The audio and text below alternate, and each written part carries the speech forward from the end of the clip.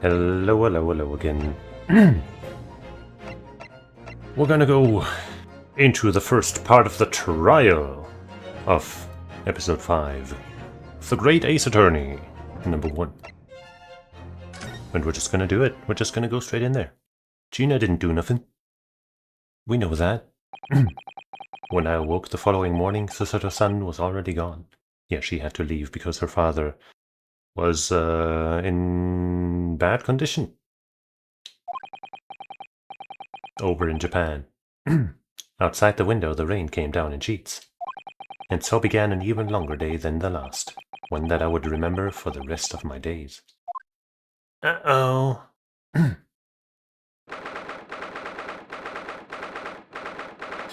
The Old Bailey. Hey, G. Good morning, Gina. I'm determined to prove your innocence today. I'm sure we can do it. So where's your friend then? Sorry? You know, her in the fancy dress. Susato, or however you say it. I don't know. Ah, Mrs. Sato had to leave early this morning. She was already gone by the time I woke up. Yeah, bummer, right? You alright with that, are ya? Forget about me if you like. Go and see her off. Well, it's already too late. It's fine. It's not as though Mrs. Sato and I won't meet again. One day. Even so. But you, Gina. You only get one chance. This trial today is all we have. Good morning, you two. Outside. Close enough. And she brought the best companion one could imagine. How are you feeling, Ginny? Did you manage to sleep? You see, you can tell how much better Wagahai is than anybody else, how much more important, by the fact that only Wagahai is voiced. Fully. Can't be a coincidence. Iris, what are you doing here?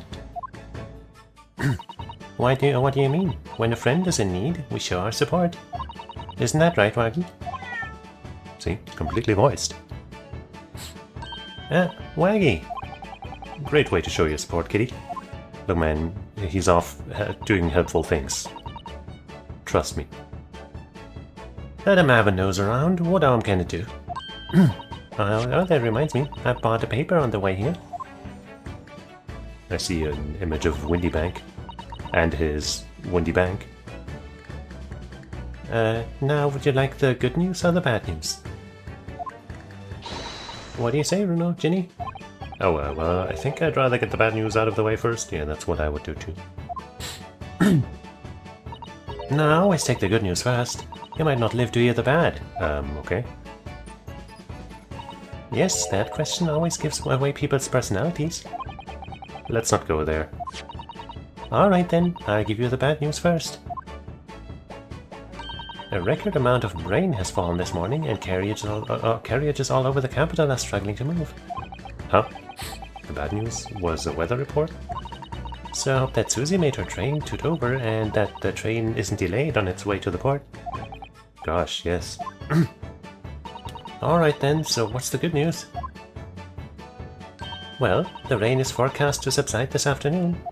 So even if the train is delayed, I should be able to make up the time later. Well, that is good news, isn't it? So we might see her again before this? I couldn't give a monkeys, really. If only all good news cancelled out the bad. And look, this trial made the headlines too. Pawnbroker perishes in pick-purse plunder. See? Tch, how do you like that? Well, let them say what they'll want. See if I care. I can't, because you're covering your face. Oh. Don't worry, Bruno will soon show everyone that this headline is nonsense. I will. And then in tomorrow's papers, the headlines will be Discharged diver is dauntless do-gooder. Isn't that right, Bruno? Oh, yes. Let's hope so. Yeah, let's hope that newspaper writers can have similarly good title writing skills as Iris. Of course they will. I have absolute faith in you. How was that? How was that? I was trying to sound like Susie. Did it work? Did it? It's like she was still here. Totally.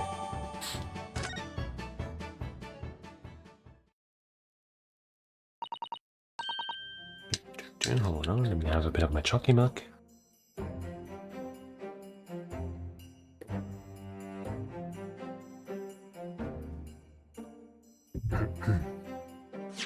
Let's check that paper.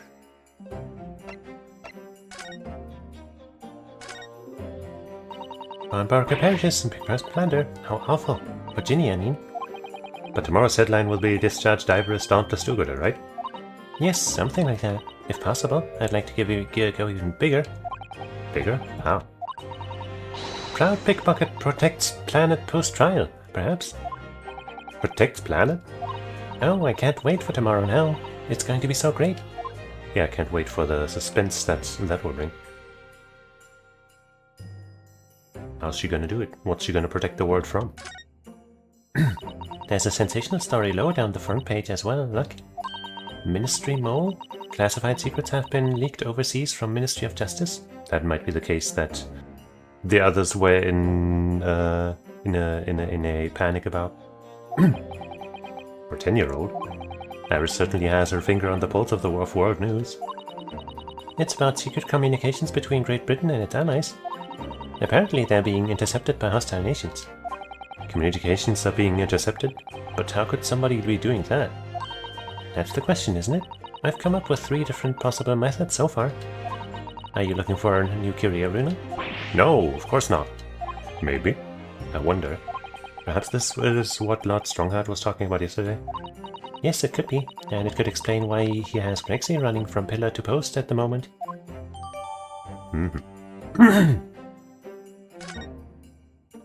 That totally doesn't guarantee that this case will be related to what we're gonna be talking about today. No. Don't get it twisted. That's just, you know, they wanted to put the info in here because it's very flavorful. Good luck then, Runo. I'll do what I can. Obviously, I don't know the law like Susie does, but still. I'll be by your side the whole time, giving you moral support and encouragement. I guess, you know, we can't go without any kind of assistance. I'm not sure that big thing is as comforting as you think it is, to be honest, but... Thank you, Iris. That's very kind of you. Oh yeah, Iris. Yes, Ginny? Well, I was wondering this all about Socksha Holmes. Did they fix him up alright? Yes, the operation was a great success. But Shirley still hasn't come around yet. Because he's busy with something that Susato-san apparently gave him instructions for or something. That's what it seemed like. Eh? I've asked a friend of mine at Scotland Yard to send a telegram as soon as he wakes up. I'm sure Gregson will let us know the moment there's news. If he can. Alright. No Susato-san and no Mr. Holmes. It's all down to me today, to prove that Gina is innocent of this crime. And Iris. Come on. And Vagahai. Miss Gina Lestrade, counsel for the defense. The trial is about to begin. Please make your way to the courtroom. It's time then. Yes, let's go, Gina. Iris. Lead the way, Runo. No, ladies first. Oh, Gina.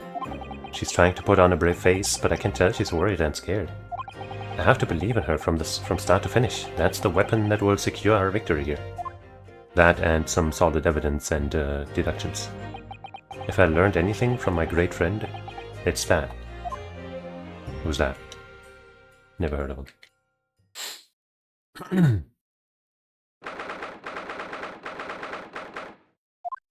10 a.m. Berg Apple, 10 a.m. In the name of Her Majesty the Queen, I hereby declare this court to be in session. This trial shall determine the guilt or innocence of Miss Gina Lestrade. I now call upon the counsels for the prosecution and defense to declare their willingness to proceed.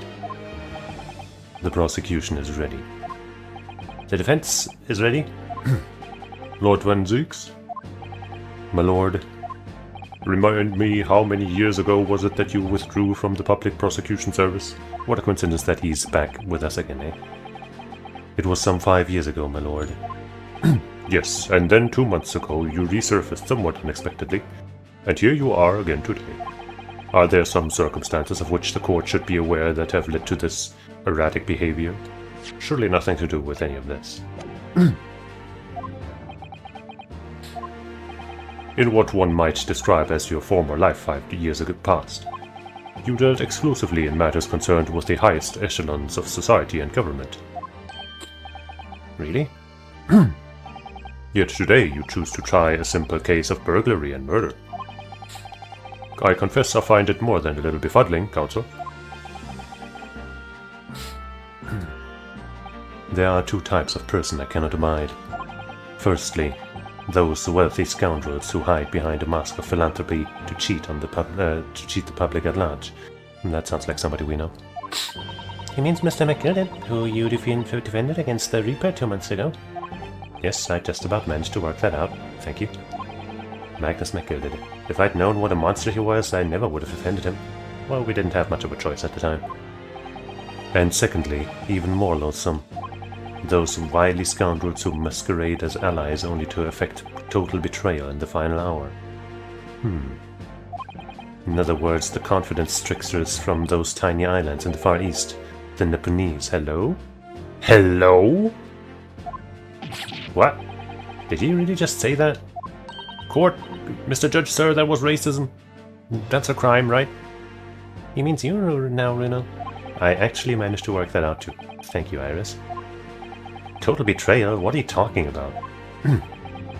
Don't you remember how I was trying to, help out in finding out the actual truth in the McGilded case? And how we together kind of brought out the truth of the previous case? Mostly me, actually. And you were wrong? You remember all that? To talk about betrayal, fucking asshole? That torrid look of hatred in Lord Van Zeke's eyes. Was that directed solely at me? Or was he talking about all Japanese people? And probably not just us, but... An alarmingly scathing explanation, Lord Van Zeke's. Still, the judiciary welcomes the return of the so-called Reaper of the Bailey, feared by all London's malefactors. Malefactors. Only men. Your lordship is too kind.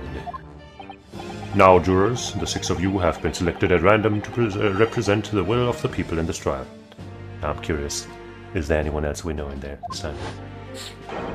I think yep, there sure are a lot of faces we've seen before, just some of them look to be in different outfits and or occupations from before. Which is interesting. Are you ready to hear the evidence placed before you and determine the guilt or innocence of the defendant? Former lieutenant in the British Army here. Don't you know? Chaps like me were born ready. Clean crockery, clean cutlery, and clean conscience. His lordship's motto is very appropriate here, I think. That might be a new guy, actually. I thought he was that other guy from the last case, but he might be new. Everything will be stereoscopic in the future. Absolutely. Absolutely everything, and I'm ready for it. I don't understand it. I can't have left it in there. It's not possible. But how could I? But could I have? Women indispensable in society. Stop. Female-centric future awaits. Stop. True.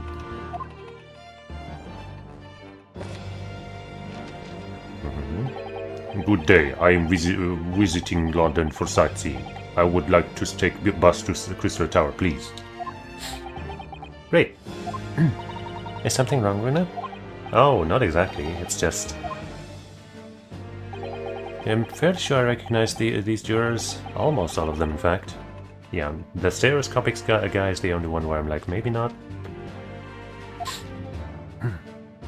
In fact, probably not. But the others, pretty sure we've seen them. Really? Funny coincidences like that do happen from time to time, don't they?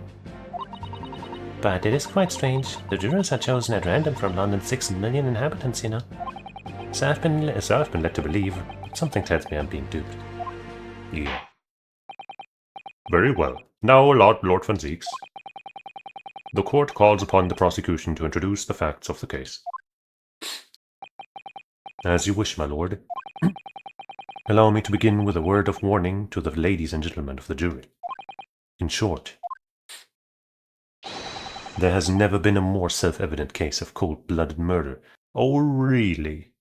Oh, really? I feel like you said something similar before. And we all know how that turned out. The victim, Mr. Windybank, proprietor of a pawn shop on Baker Street, was shot from behind and died instantly.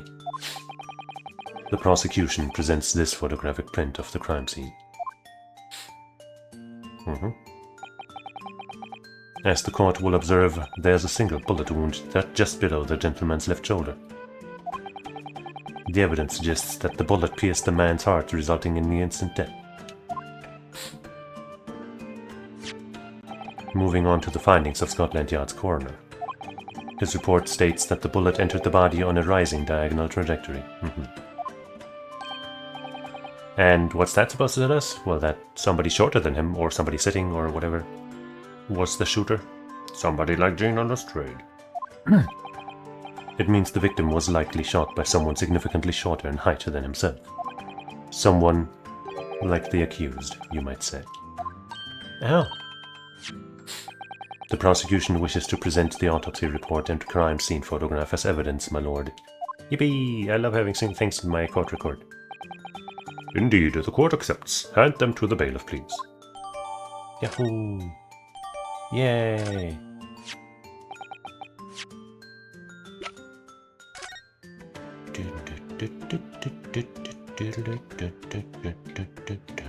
Kinda looks like he might be hiding something under those hands, but I feel like that probably would have been found.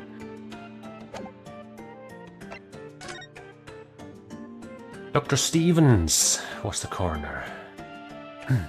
Pawnbroker, 16th April, 1 to 1:30 a.m. We reported that shit. Single bullet wound in upper half of victim's back, no other visible signs of trauma. Instant death from a posterior-anterior bullet wound to the heart. The bullet entered the body from the back on a gently rising diagonal trajectory. Gently rising. Sounds so peaceful when you say it like that. I now ask the court to turn its attention to this plan of the establishment where the incident occurred.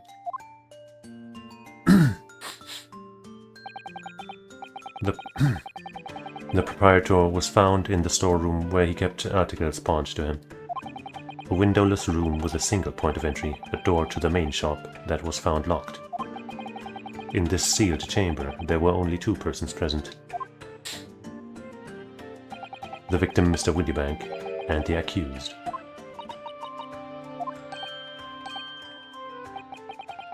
It may further interest the court to know that when the accused was discovered at the scene, she had in her hand the gun used to fire the fatal bullet. Okay, but she was also unconscious. Don't you think that's weird? Well, that's that then, isn't it? Nothing more to say. Isn't that grubby little girl a pickpocket anyway? She's one of those filthy drabs that lives in the slums in the East End. Oh well, it was only a matter of time before she got blood on her hands then. Damn. What are the jurors waiting for? The court's in. We can't jump to conclusions here. We mustn't assume her guilt because of what she has to do to survive.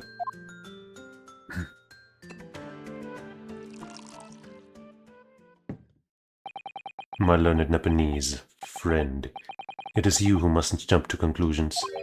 The prosecution has barely begun presenting its case. Huh? Conveniently, this appalling act of murder did not go unobserved. There were witnesses. The witnesses who shot our friend? Yeah, those are very believable. Good gracious. After their testimony, this girl's true nature would be exposed. Pitiful pick-purse, or cold-hearted killer.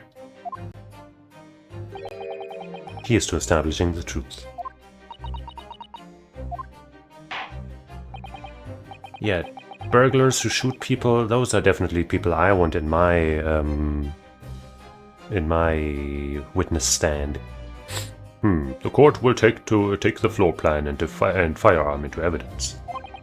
Hand them to the bailiff, please, Lord Franziques. At once, my lord. Yippee! This might not be good, but I like this. Okay. Can't read any of that.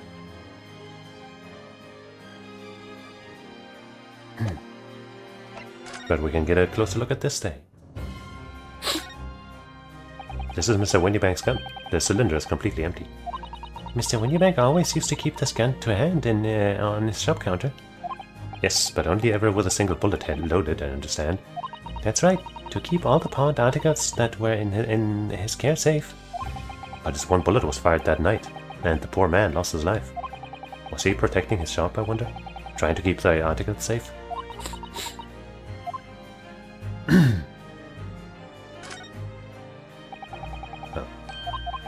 See, I really do wish that in this view it would also give you the check mark for things you have investigated. That would have helped last time when I wasted half an hour because I didn't realize I hadn't, you know, investigated the pressing part of one of the pieces. And it would have helped just now when I clicked a thing that wasn't necessary. This is probably also unnecessary. Yeah. Oh well. This isn't good. I feel like the mood in here has turned very gloomy all of a sudden, Runa. I think that's because it has. Ooh, tossing the coat early, huh? Let us begin. Bring forth the witnesses to the foul murder of Mr. Pop Windybank on 16th of April of this year. Yes. Hey, Gregson. Witnesses, state your names and occupations for the court. Name's Nash Skulkin. Occupation is a baddie, professional baddie. Name's Ringo Skulkin. Occupation's same as him. Tobias Gregson, Scotland Yard Inspector. That's right, we're what they call the Three Skulkin Brothers. 3? Come on, Gregson, play along. What are you looking at me like that for? Don't lump me in with you lot. He does also have a mustache, so, you know, I think the jig is up, Gregson. Call blimey, that's cold. Don't you know what we're going for or going through? It's our older bruv. Lost contact with him, we have. We were scouring every shady corner of the capital. And then last night we came across you, the very spit of the bloke. Ain't that right, Ringo? He is, Nash, he is. The very spit of him. So we decided then what we was gonna do, we was gonna call you. So we got Nash and Ringo. So Ringo is Japanese for apple. Nash, I guess, is also a word for pear or something. I feel like that's a thing. So then what would he be? Banana? Melon? I guess banana probably, right?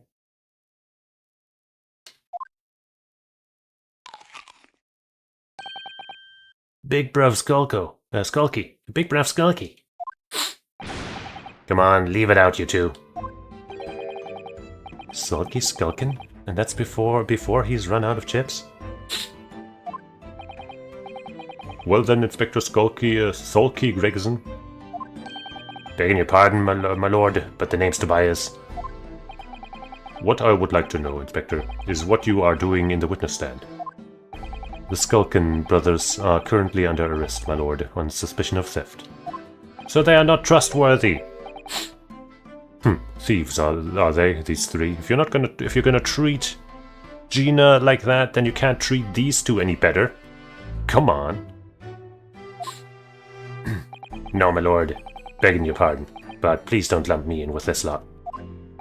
2 nights ago, these two brothers illegally entered an establishment with intent to burgle. And in the course of their nefarious activities, they became embroiled in a far more sinister crime. By Jove, you mean to say, what an extraordinary coincidence. Was it a coincidence? Indeed, my lord. While attempting to burglarize the pawnbrokery, they witnessed its proprietor's murder. No, they didn't. I call BS. Order, order! Let me indulge in my chalky mug a little more.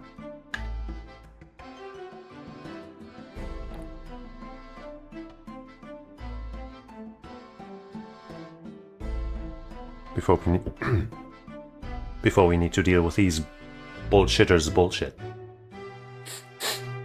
The various trespasses of these brothers is not the subject of today's proceedings, though they will naturally face trial in the very near future. With your lordship's permission, I'd like to remain in the stand to keep these gents on the straight and narrow. Of course, Inspector. Skeptical as I am about the caliber of these witnesses, I will permit them to take the stand. Mr. and Mr. Skulkin, you will now testify before the court. Describe the events of the night in question and what exactly you saw. Happy to. 'Cause a skulkin's never skulkin'. Come on, bro. Get out of it.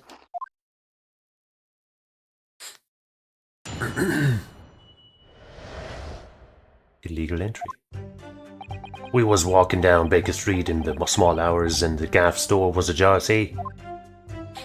It was like some kind of sign, begging for us to go in, it was. But once we got inside, core blimey lummy, we heard a gunshot from the back room. We went to see what was what, but the door was locked from the inside. We never done nothing, Governor. We never took nothing. We just left after that, nice and quiet. Oh, really? You did nothing else? Nobody was, I don't know, shot or anything? A terrible coincidence, it would seem. At the precise moment these miscreants entered the property, an even more sinister crime was afoot. The witness's testimony is consistent with the crime scene in every detail. The door dividing access to the storeroom from the main shop was indeed locked from the inside, and within, only the victim and the accused were found. I must say, it does appear to be an overwhelmingly simple case. Still, the defense may cross-examine the witness now, of course, counsel, if you please. Why aren't we questioning why Gina was knocked out? Counsel? Yes. What's the matter, Uno? Sorry, I was just stunned into silence for a minute by the blatant lies being told by that pair in the stand. I know that is all nonsense, because I saw it with my own eyes. I just have to expose their testimony for the pack of lies it is.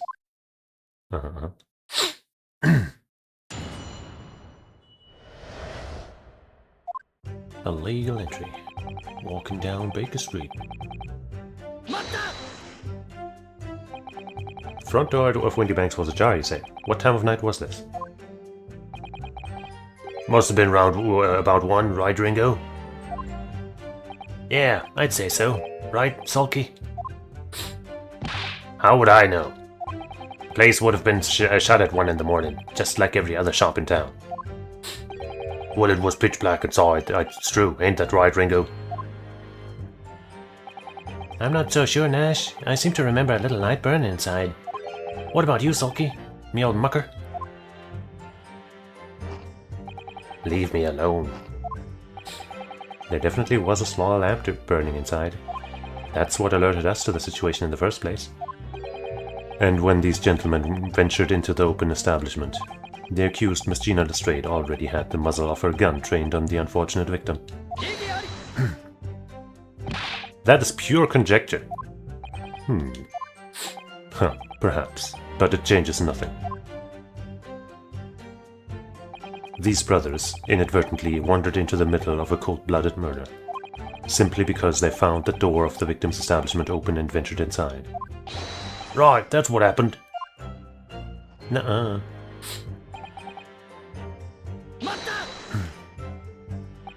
What are you trying to suggest? That you had to go in? Well, God moves in mysterious ways, they say, don't they, Ringo? They do, Nash, they do. Must have been some sort of providence, I reckon. God's will often presents itself as the whim of thieves, does it? It weren't no whim, I'm dead sure of that. It weren't Nash, it weren't, like we said all at the time. You don't just find doors open in the middle of the night like that. Nah, there's no two ways about it. It was a sign that our long-lost brother was inside. They're not very good liars, are they? Well, you can't deny it. It led us to a bloke who looked just like, looks just like our bruv. I said cut it out. Those chips are getting a chomping today. They always do. Blimey lummy. A gunshot, you say? Just the one. Are you sure about that? Yep, just the one, Governor. I can swear to that. It was Nash, it was. Ain't that right, bruv? The firearm belonged to the victim himself. Yes, Mr. Windybank always used to leave his gun lying around on the counter. Right, I remember. When we examined it, we found the revolver was completely out of rounds. That makes sense. Master Windybank always used to say he only ever kept a single bullet loaded. That's true, I remember him saying that as well. So we can say with considerable certainty that only a single round was discharged from the firearm used as the murder weapon. Yes, my lord, we can. And I should remind the court that the firearm in question was discovered in the hand of the accused. Wonderful. What was what? Do you mean the door between the main shop and the storeroom? If my learned friend is having difficulty grasping the situation, perhaps a drawing would help. No, I got it. I was just trying to see what they say. Excluding the shop's entrance from the street, there's only the one other door, that of the storeroom. Yep.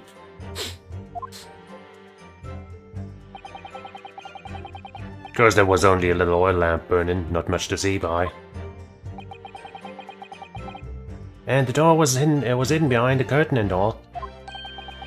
That's right. When we arrived, the door was mostly obscured by the curtain. Yeah, so we couldn't see whether or not there was a flap already. Tell me, why exactly did you try to open that door? Eh? Any normal petty thief would run at the sound of a gunshot, I should think. Oh, well, your turn to rabbit, Ringo. Your turn to rabbit, Ringo. Well, Nash, yeah. I suppose you'd have to say we ain't normal, eh? Broadly speaking, humans respond in one of two ways on hearing a gunshot or scream. The timid flee, gripped by fear, while the courageous investigate to see if they might help. But if you're here as a thief, you would probably have much more reason to leave. You don't want to be involved, you don't want to get found. Come on, man. These gentlemen are of the latter inclination. My learned Nipponese friend, it would seem, is of the former. Alright, somehow I just proved that I was a coward that night. Nuh-uh. Thank you, counsels. So I believe we all understand that the door was locked and could not be opened. Proceed, witnesses. Never done nothing, eh? Well, I'm going to press it before I start presenting anything. You didn't do or take anything? Is that your story? Well, it was bedlam as soon as, weren't it? It was, Nash, it was. Didn't even have time to pull me dukes up out me Lucy lockets. So with no time to take your hands out of your pockets, you just left nice and quietly, you say? That's right, Governor. Nothing we ain't more than violence. Peace-loving nibblers we are, not bludgers. We are, Nash, we are. Never even pulled me dukes out me Lucy lockets. So you'd clearly like us to believe... Come again? As you fled from the pawnbrokers that night, did you not run into anyone else? And did you not fire a gun at that person? Saints alive, they fired a gun, you say? Blimey, Governor. You ain't telling us it was you in the doorway? It was. Why the bleeding Nora? Didn't you mention that before? You were armed with a gun, and as you fled the scene you fired that gun at London's greatest detective, Sherlock Holmes! Now the jury should just instantly be like, whoa, those guys are liars, and if they're lying about this, that means the girl must be innocent. Boom, case closed. Because everybody likes Sherlock Holmes. I did hear that, actually. There was a rumor he'd been rushed to the hospital. The great Holmes? That's beyond the pale. On the night in question, this pair were arrested by the police within minutes of the discovery of the crime scene. Their suspicious countenance rapidly gave them away. Yeah. And when searched, a firearm was indeed found in their possession. Furthermore, the barrel shows signs of a shot having been fired from it. The prosecution invites his lordship to examine the firearm recovered from these brothers. Yes, indeed. Remnants of powder around the muzzle, as you say, counsel. The court will hold this weapon as evidence. Yippee!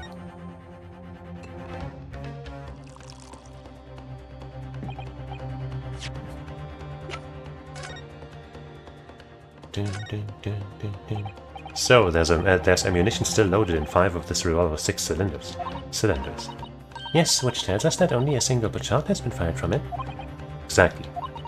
Maybe that is the shot that landed on Windybank, though. The bullet that hit her Shirley, in fact, isn't it? Maybe.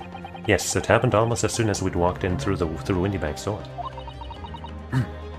I'll make those brothers pay. Let's do that together.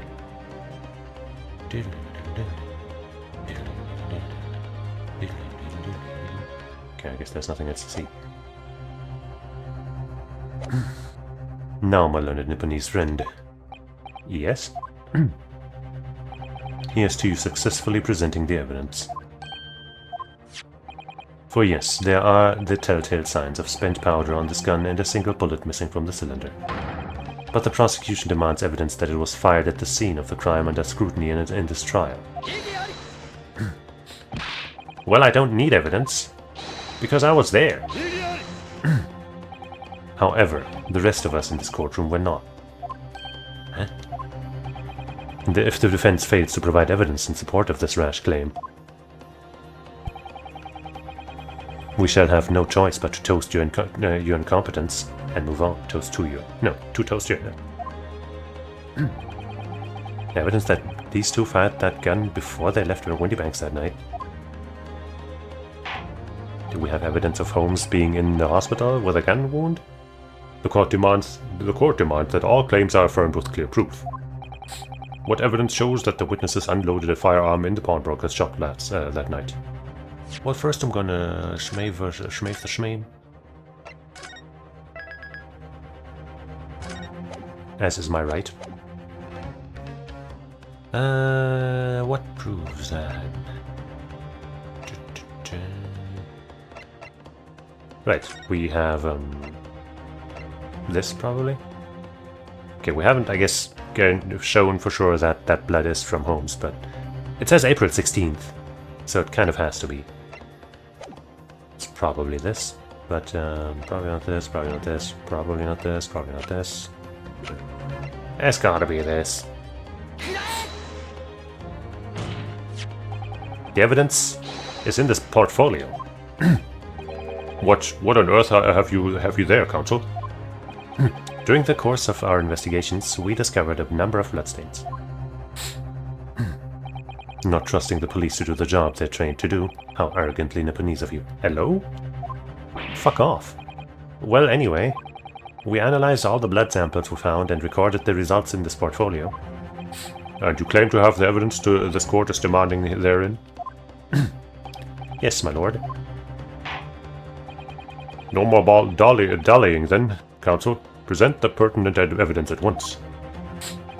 What do you have in your portfolio that proves these witnesses unloaded a firearm at the scene? That one. Not that one. Not that one. That one. What is that? Explain. It's a photographic print taken at Windybank's pawnbrokery on the day of the incident. From the scene of the crime, is it?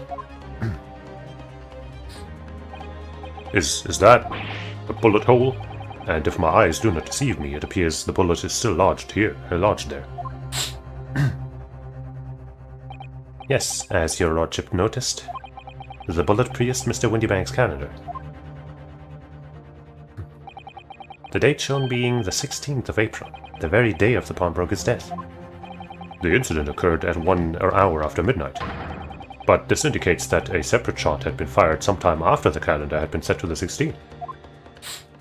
That's right, and while it isn't irrefutable, the defense believes this is credible evidence that the witnesses did fire a round from their gun in the pawnbrokers that night. Ah!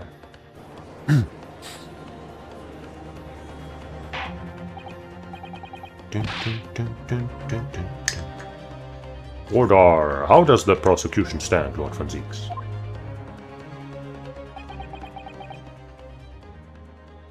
It was all part of his plan that we would point this out. If that is the direction my learned friend wishes to take, the prosecution has no objections. What? I mean, it doesn't really prove anything about the case at hand much. But you'll forgive me for flinging my hallowed chalice aside in disgust at the repugnancy it exposes. Yes, on the night in question, these brothers entered the pawnbrokery illegally. And like the bold baddies they claim to be, opened fire on the new arrivals before fleeing back onto the street. Take it easy there, Governor. You're gonna land us in the soup. I think you were gonna be drowning in the soup anyway. We had a deal. You weren't gonna get into them details. Tell him, Sulky. Get the bloke straight. I have nothing to add. So he knew, did he? Van Zieks knew that testimony would almost certainly expose the extent of their crimes. It would seem now that I owe my learned Nipponese friend a word of gratitude. What do you mean? What I mean is that you have helpfully confirmed an important fact. To what do you refer, Lord Van Zieks? As has been established at the point of their arrest, a single shot had been fired from the brother's gun, and it wasn't the one that shot the Windybank guy. However, if that shot found its target in Mr. Holmes, then clearly these witnesses cannot be accused of this fatal shooting of the proprietor and victim. Ah! In other words, these two men have no material connection to the murder of Mr. Windybank at all. So that's it. Yeah, it was very obvious. Why are you acting like you won? That's it. We didn't have nothing to do with it. You still shot a guy, and you're still gonna get punished for it. We didn't, Nash. We didn't. Well, that's what I reckon. Your crimes include unlawful entry, intent to steal, perjury, and, let's not forget, attempted murder. Quite a catalogue, eh, fellas? Ah. Win for it now, bruv. Now then, let us take a moment to consider the aforementioned great detective, Mr. Sherlock Holmes. It would seem the man patronized the pawnbrokers in question somewhat regularly. Where's he going with this? Mr. Holmes appears to take pleasure in tinkering with eccentric machinery. The photo machine? Eccentric? Says who? Not me. Don't give me that look. He installed a pair of machines like this one in the victim's shop. Oh, it's one of Charlie's red-handed recorders. What is that, Counsel? It has the appearance of a photographic contraption. As your lordship has surmised, it is indeed a camera attached to a small timing device. Every half hour it automatically photographs the interior of the establishment. The idea being that if a thief were to break into the shop, he would be caught red-handed. The prosecution has obtained the photographs taken by the device on the night in question. Cool. I'm not seeing a flap on that door. Pretty sure it would be in view there. As the court will observe, copious identical prints are produced in quite desultory fashion.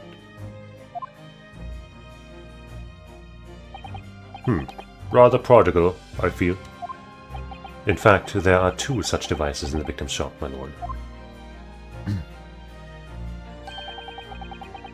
If I may refer the court to the plan of the premises, their respective positions are here and here.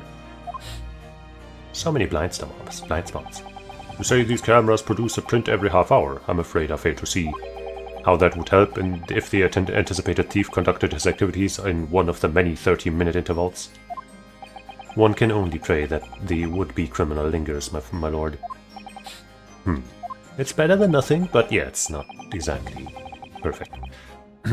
On the night in question, the witnesses currently in the stand were not caught on camera. Nailing it. Heh, that's a bit of friar tuck, eh, bruv? Ladylike loves a skulking. Yeah. Witnesses, at what time did your trespassing begin? Must have been just after 1, right, bruv? Must have been, Nash. Must have been. Yeah, just gone on 1. In which case, minutes before these brothers entered the establishment. What scene might we expect to see within the shop? Let us examine the evidence. Uh-oh. Good lord. It's the defendant. Miss Gina Lestrade. That looks bad. As the court can clearly see. Maybe she simply disarmed him because he was like, I'm gonna kill myself, and she was like, no, don't. You know, because he does that a lot. That could be. The accused is pictured gun in hand, facing the victim over the shop counter. No doubt coercing the proprietor to open the door to his storeroom. Quite. One can only too easily imagine the events that unfolded. The court will take this photographic print as evidence, if you please, counsel. But once again, I don't think there's a flap there when it should be visible. So I think my cat flap theory is on point. Dog. Cat. Guy. Girl. Gun. Skull.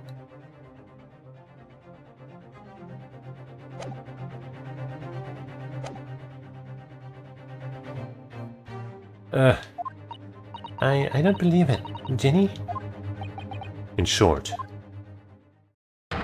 the accused is the only person who could possibly have killed Mr. Windybank. No. I say, my lord, oh, they're gonna do that thing again. Over quickly judging the case. I wonder if I might put in a word at this point. Go ahead, Mr. Foreman. Took a bally bullet to the knee in the Battle of Maiwand, 1880. You don't you know? Decorated for it and all that, but forced to retire from service, sadly. Of course, a medal can never outshine the exploits of chaps like us on the battlefield. Yes, Mr. Foreman, and what exactly is your point? Carried on the battle after retirement, you see. The battle of daily life, if you like. And here I am now, leading the small squadron, 6 men, all good and true. And we'll all go down together, you mark my words. One for all, and all for one. Right? Okay. The ladies and gentlemen of the jury have reached agreement, haven't they? Have they? Is that what we are to understand? Well, Mr. Foreman, is that correct? In a manner of speaking, yes. That is the Garadep Squadron's position, sir. What? No, it's too soon to make a judgment here. That's report for the court. Men, on the double. His Lordship insists on promptitude at all times, and that goes for making decisions, too. Think you'll find the truth as clear as day now? I could reach out and touch it. I wouldn't have left it in there. I just wouldn't. But in all honesty, I can't actually remember. What is he talking about? Leaving something inside a body or something? Situation clear. Stop. No room for doubt. Stop. Truth and now undeniable. Stop. I am very, very sorry for your brothers. They are unlucky.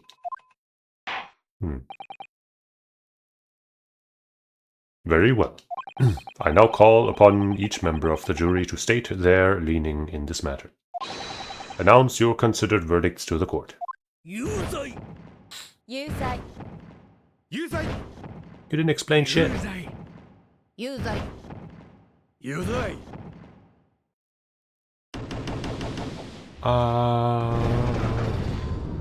Well, it's over. I guess it's time we give up. No, we tried and we failed. That's just how it goes. Ginny, let's shoot one of those smoke grenades and leave. We'll go to Japan where Susato is. We'll take Iris and Wagi with us, and maybe we'll find Holmes as well. Take him with us. It'll be better that way. Fuck this country. Yeah. It does indeed appear that the juries are unanimous in its leaning already. That photograph. It must be the definitive evidence that Gregson mentioned. But Ginny didn't shoot him. No, of course not. My lord, the defense wishes to assert its right to a summation examination. Very well, the court grants permission. So, you refuse to admit defeat again. How unsurprising. You mean, what do you mean again, huh? You remember fucking last case, huh? You remember how that happened the same way? And we did the thing and you were like, oh no, it's gonna be pointless. And then it turned out to be the truth? We were on the right side, you fucking douchebag? Fuck you. Worst prosecutor. We shall proceed immediately with the summation examination. Mr. Foreman, are all members of the jury ready? Absolutely, sir. Always ready for action, my chaps. Very good. Ladies and gentlemen of the jury, you will each explain on what grounds you have determined the defendant to be guilty.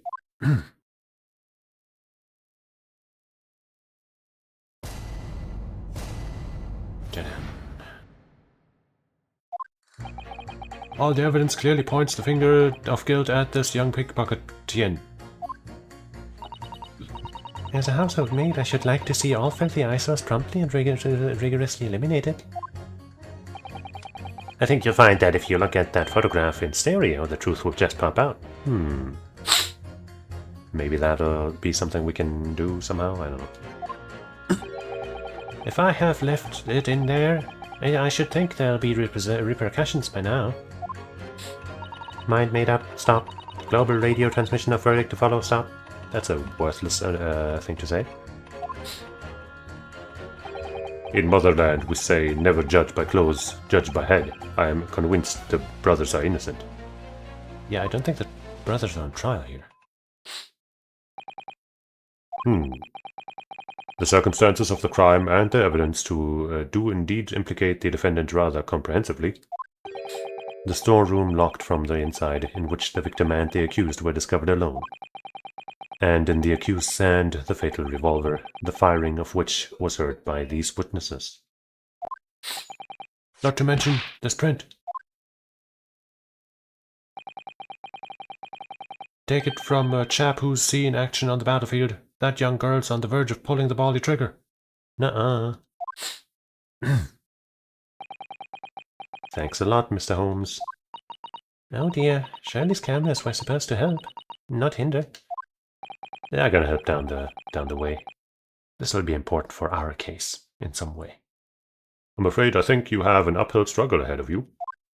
Yeah, especially because none of these fucking jurors said anything of even remote value. But Gina didn't shoot Mr. Wendybank. Which means there's more to the situation than we've yet to see. Ding ring. You have the floor, counsel. Proceed with the summation examination.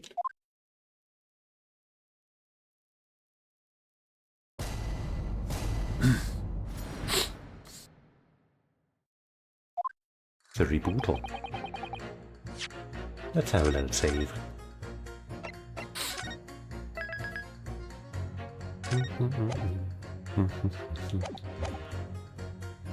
What? Time to press, everybody.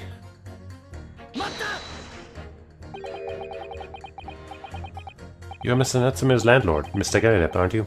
We really must stop meeting like this.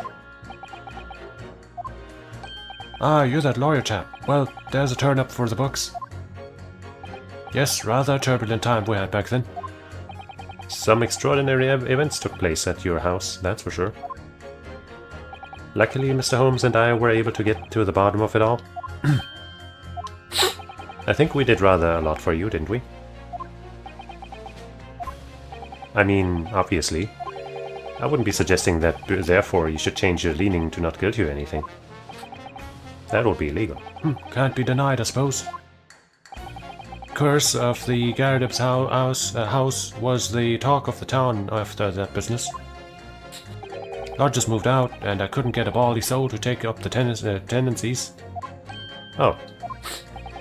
Haven't had the heart to break the news to Joni yet. Bad enough that the old girl's clapped up. Yes, can't be denied. You did do rather a lot, but not for us, that's for dashed certain. I suppose not. Of course. There can be no suggestion of that being the reason. I'm leaning towards guilty here, obviously. Right, obviously. But honestly, I really wish she'd pay more attention to the trial and less to juror number 2. Huh.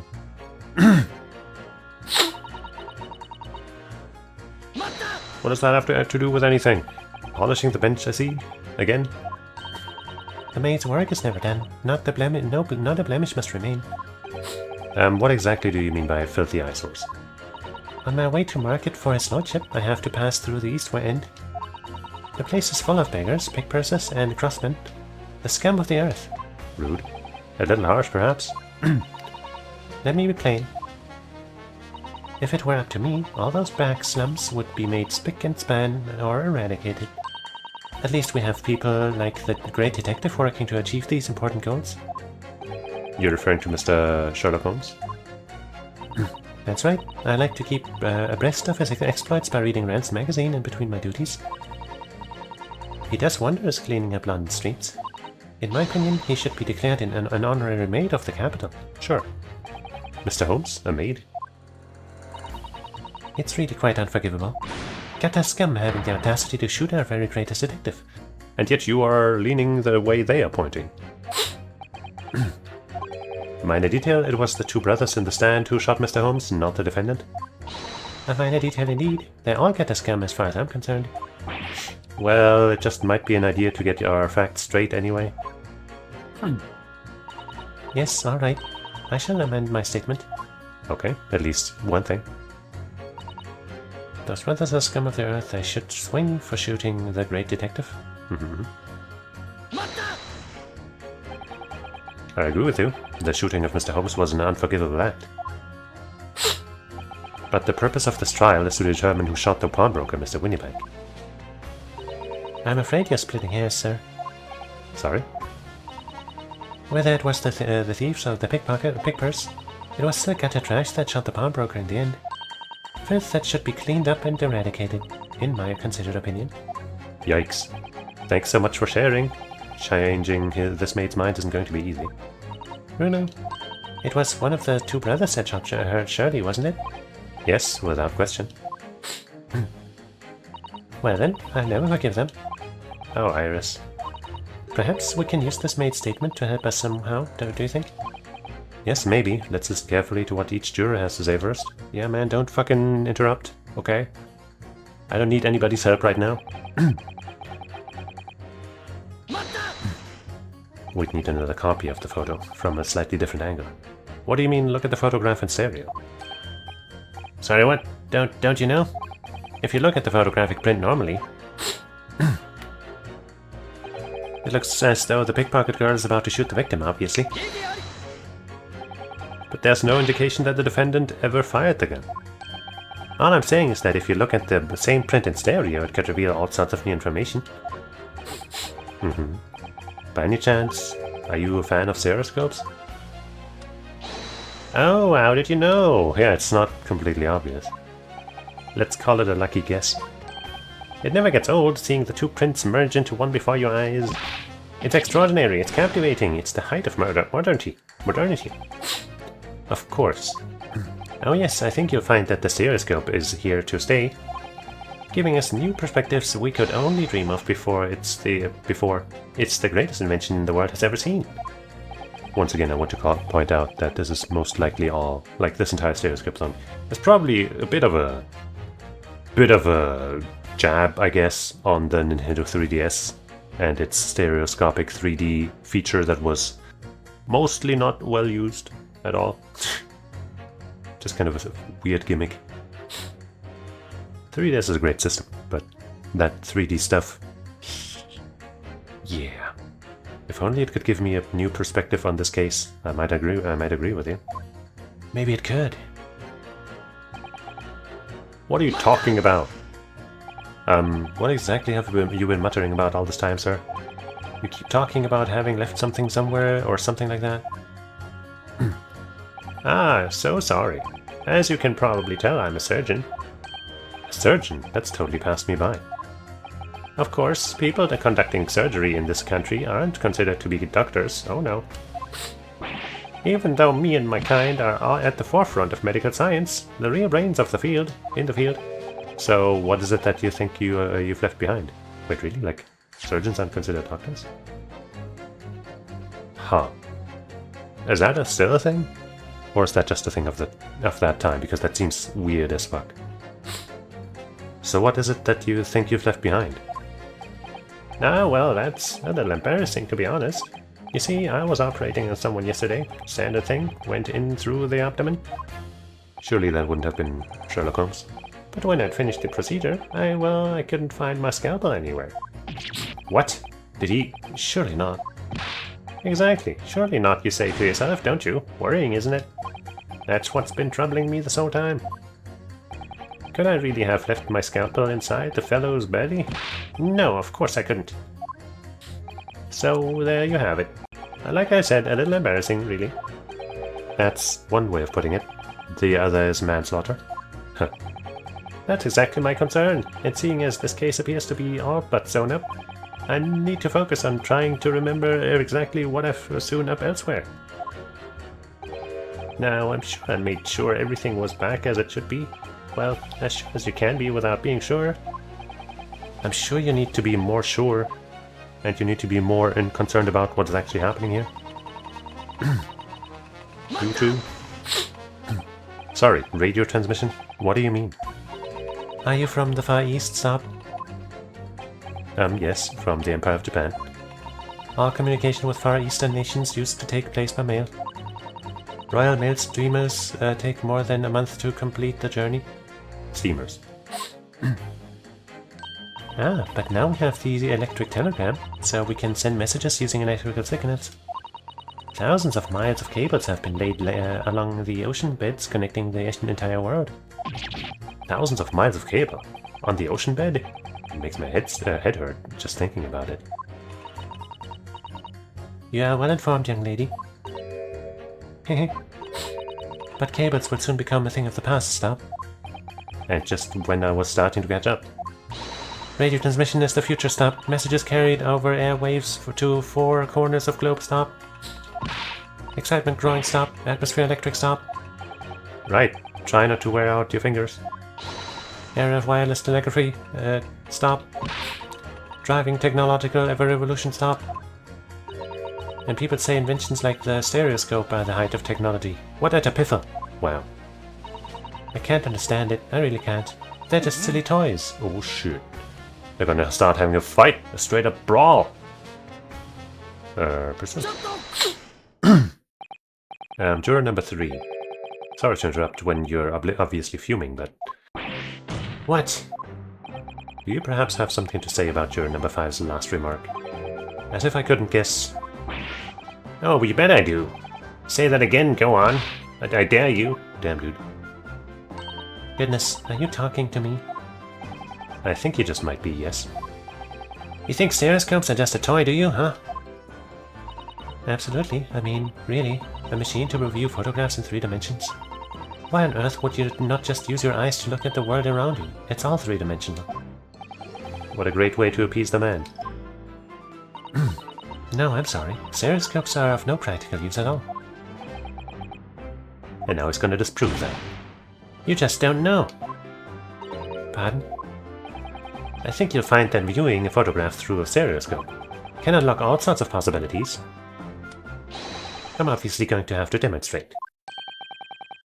What sort of the possibilities? Kind of insane that we're just doing that in the middle of court. Well, take a crime scene, for example. If you had a pair of photographs from a crime scene that you could view through a stereoscope, it could reveal hidden clues you'd never noticed before. What? Have you got any prints we could look at with a stereoscope? Well, we probably do.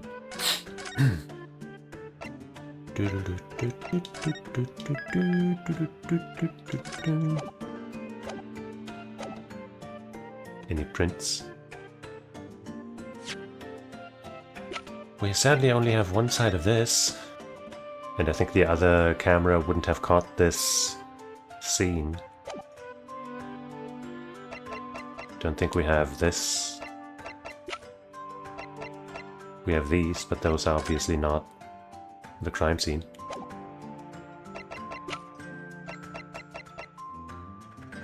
What does it say? Any prints? Pair of photographs? I guess I'd say absolutely and present that one, but, you know, we'll see how it goes.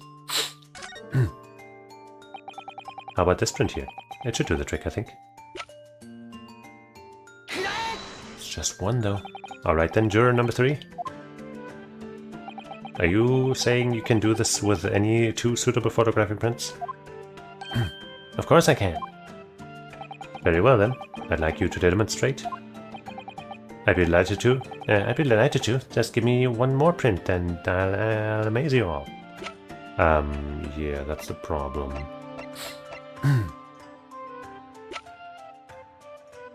I guess maybe we need to get the other shot from somewhere else first. From another statement.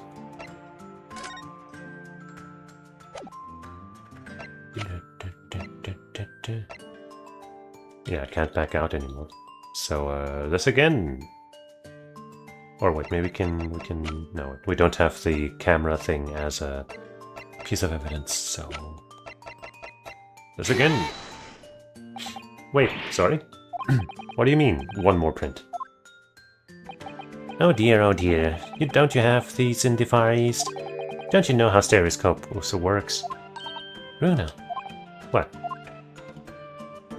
You need 2 photographs for a stereoscope, remember? Well, from slightly different angles. You know, one for the left eye, one for the right. Oh yes, I remember now. But the print we have from the pawnbroker is just a normal photograph. No, I think you'll find that the clue is in the name. It's a stereoscope, not a monoscope. You always need 2 prints. Thanks for the friendly explanation.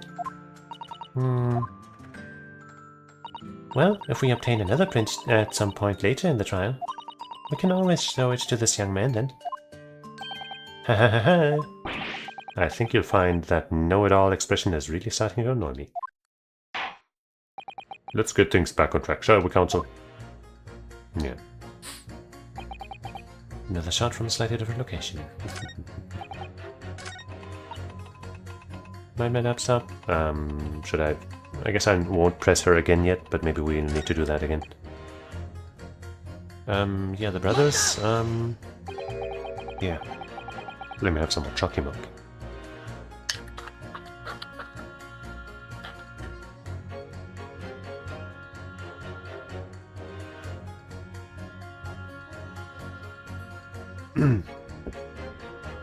Please tell me you're not Villain Bolshevik. Nice memory on that name. I wouldn't have remembered that name. The Russian revolutionary? I would have remembered, you know, who he is, but not the name. Revolutionary? Da, I believe there is such a rumor. It's just a rumor? As you see, I have unfortunate appearance. I look like a vicious criminal. Your words, not mine. Just want to point that out. People call me a revolutionary, murderer, autocrat. And which glove fits? Good day, I am visiting London for sightseeing. I would like to take bus to Crystal Tower, please. He sure likes the Crystal Tower, eh? Right, that didn't sound strange at all. Staged at all. You'll forgive me for having my doubts. To be treated like a vicious criminal all the time, it is very painful. People do not realize. So I have much sympathies for these brothers. People say they are criminals only because of how they look. No, because of what they say, because of what we've seen. The Skulkin brothers? Duh. Maybe they went inside pawnbroker's shop. But they have done nothing wrong. That is all I want to say. But they've pretty much admitted to having shot Holmes. The Skulkin brothers did nothing wrong that night.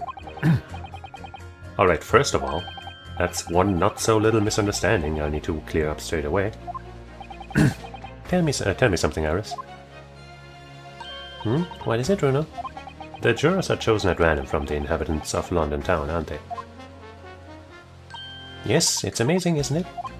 In that case, how is it that there's a Russian tourist sitting among them who looks for all the world like a revolutionary? I wish I knew. Just a little coincidence. If I can't change the minds of more than half of these jurors, the trial will be over. But we know that Ginny would never shoot anyone. Yes, so we need to find contradictions in what these jurors are saying and pit them against each other. I must be ready to do whatever lengths I have to go to whatever lengths I have to convince them of Gina's innocence. Do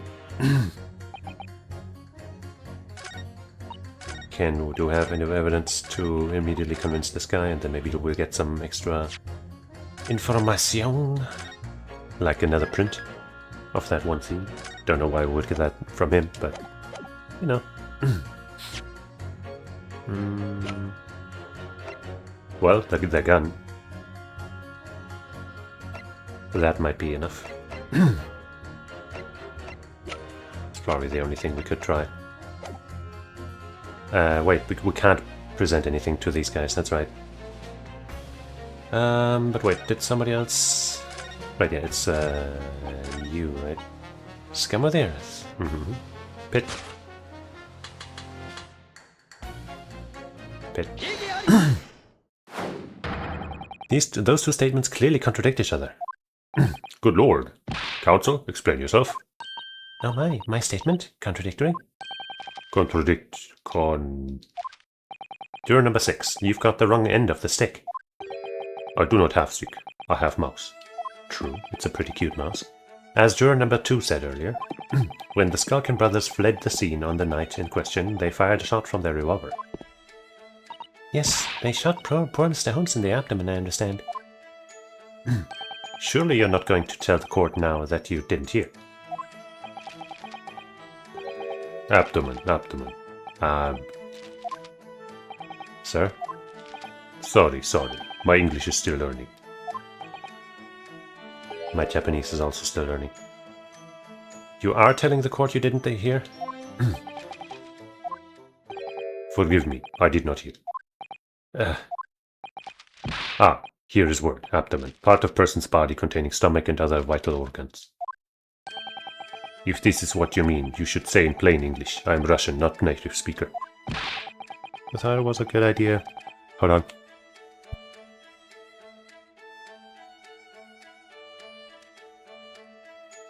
I had to sneeze. Who thought it was a good idea to let this man be on the jury again?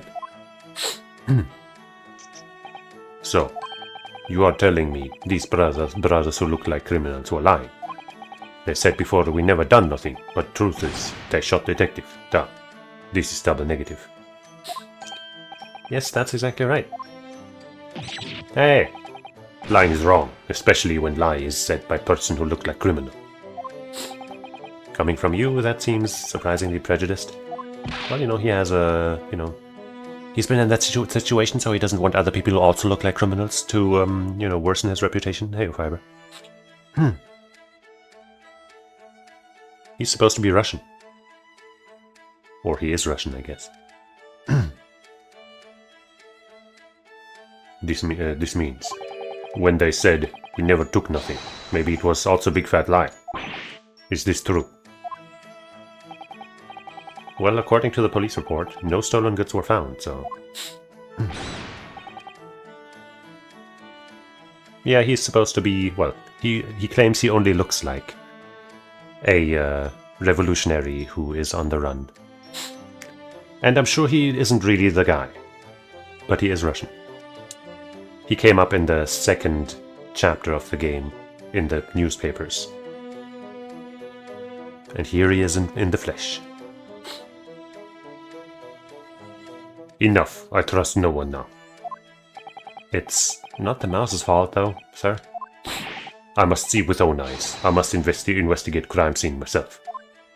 I'm afraid that won't be possible. Yes, it is, Bruno. Easily. Sorry. With a print from Shirley's red-handed recorder. Ah. If you compare the print that pictures Ginny and the next print from half an hour later, you'll be able to see straight away if anything was taken or not. QE, Mr. Prosecutor. QE, Mr. Prosecutor. Who is QE? Tut tut, calling on the prosecution in the middle of a summation examination of all times. Well, you know, my main partner had to leave because her father is very sick in Japan. So now Iris is helping us out. And the mouse is, I don't know, that's a mouse. We don't know yet. The print showing the accused threatening the victim after she broke into the shop is this one. Uh-huh. Following this, the victim and the accused moved into the storeroom. Meanwhile, the Skulkin brothers entered the shop and summarily heard the fatal gunshot ring out. Sadly, none of these events were captured on film. This is the print produced by the cameras half an hour after the brothers' flight. And there's the flap on the door. So this was taken after Shirley was shot then? As far as I can tell? Nothing has been taken. Well, nothing has been taken, but something has changed. That does seem to be the case. I can't notice anything that's obviously missing in the second print.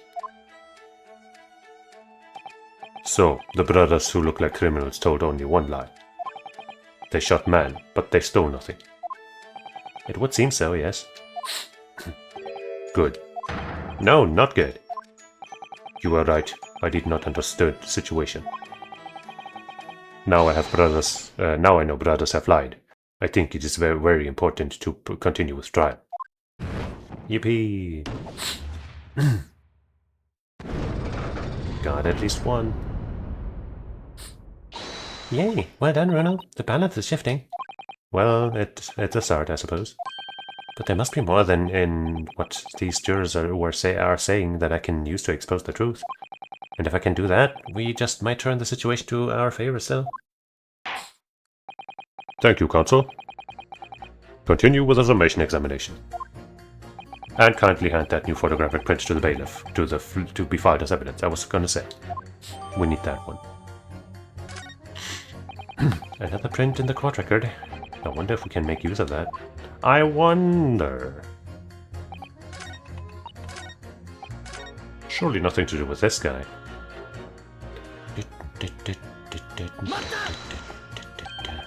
Can it really show up in your clues though? Don't know unless you try. How about this print here? That one. Alright then, juror number 3. Are you saying you can do this without any two suitable photographic prints? Of course I can. Very well then, I'd like you to demonstrate. You know, I would have thought we need one from a slightly different angle, but I guess as long as it's just slightly similar, then maybe it works.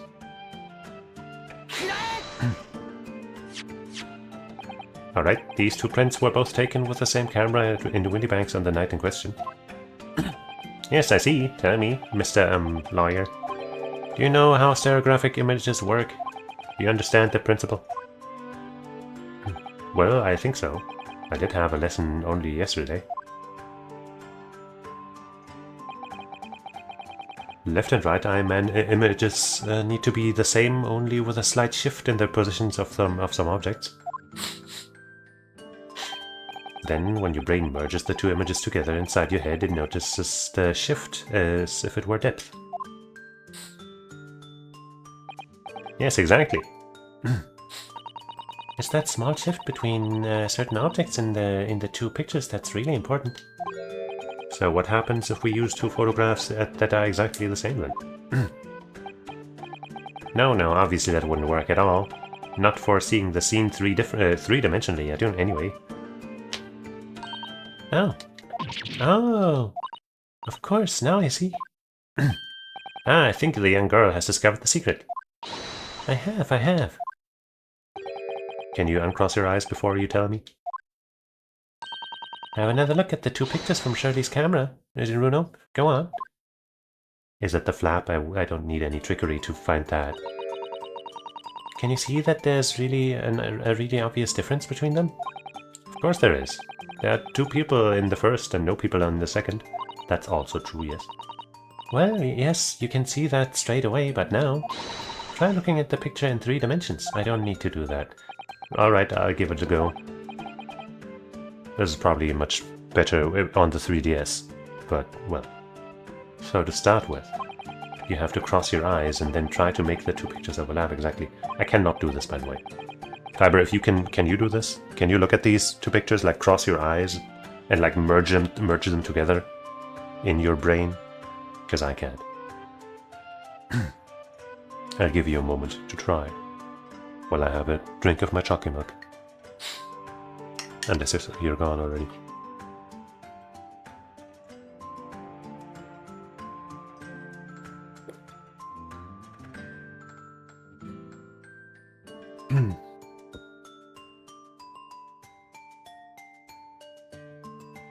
But, moving on. Let's see if by crossing my eyes I can make the quill pens from each picture overlap in the middle. Wait. Well, did you manage to see it properly, Runo? I saw a difference, yes. I didn't cross my eyes or see anything special, though. But I'm gonna say yes. Ah! What's going on with these two pictures? Huh? Well, that's not what I was looking at. Some of the things on the counter they just sort of jump out at you. What? There was a difference with those?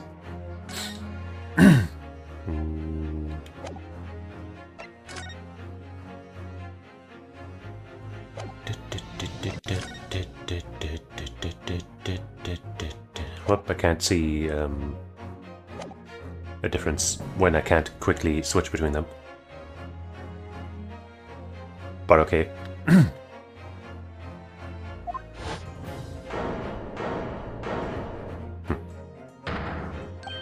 Van Zieks is too dignified to cross his eyes. Yes, that's it, you see. That's the other amazing power of stereoscopes. Other amazing power? Is someone going to explain this black magic, eh? Why the deuce do some of the things on the counter seem to jump out at you like that, I think you'll find that if you consider the basic principle of the stereoscope, you'll answer your own question. Basic principles of stereoscope? As I said before, if you try to look at two identical pictures using a stereoscope, it won't work at all. It's the slight shift in the position of certain objects that lets you see pictures three-dimensionally, so those things moved very slightly. In other words, even though at first glance it seems the objects on the counter haven't moved at all between the two pictures, this shows that actually there must have been a slight shift in their positions. Yes, there must have been. So we're not going to talk about the flap. Now hold fire there, sir. Got a reasonable grasp of this whole cross-eyed business now, I'd say. But why the devil does this shift between the two prints exist in the first place? Well, what's the answer, fellow? Come on, you're the cross-eyed master. What, me? I haven't the first idea. Since when am I the cross-eyed master? You know, Runo, it's quite simple. It is? Just think it through step by step. The first photograph was taken at 1 AM. Then, 30 minutes later, the second photograph was taken. But the position of some items on the counter appears to have shifted slightly in the interim. So that means... That means that sometime in the half-hour interval, someone must have tampered with the things on the counter. Zookers. Someone tampered? New information, stop. Not mentioned in testimony so far, stop. Yes. We've had to go around in circles a little here, it seems. But I'm starting to see what I should be aiming at in this summation examination now. Ladies and gentlemen, the question is now clear. We know the items on the countertop were moved, but by whom? Are you suggesting you might know? Of course. I can tell you right now who is responsible for the almost imperceptible shift in the items on the counter. Probably these two. Bum, bum, bum, bum, bum. 26 and 27. Who else could it potentially be? Well, I mean, technically, I guess it could technically potentially be him, but probably not. You know, we don't have much of a reason to think so. Probably not her or him, though it could be. Holmes? One of these two. This guy. It was the witnesses currently in the stand, the Skulkin brothers. Wait. This does not agree with what brothers said in testimony before.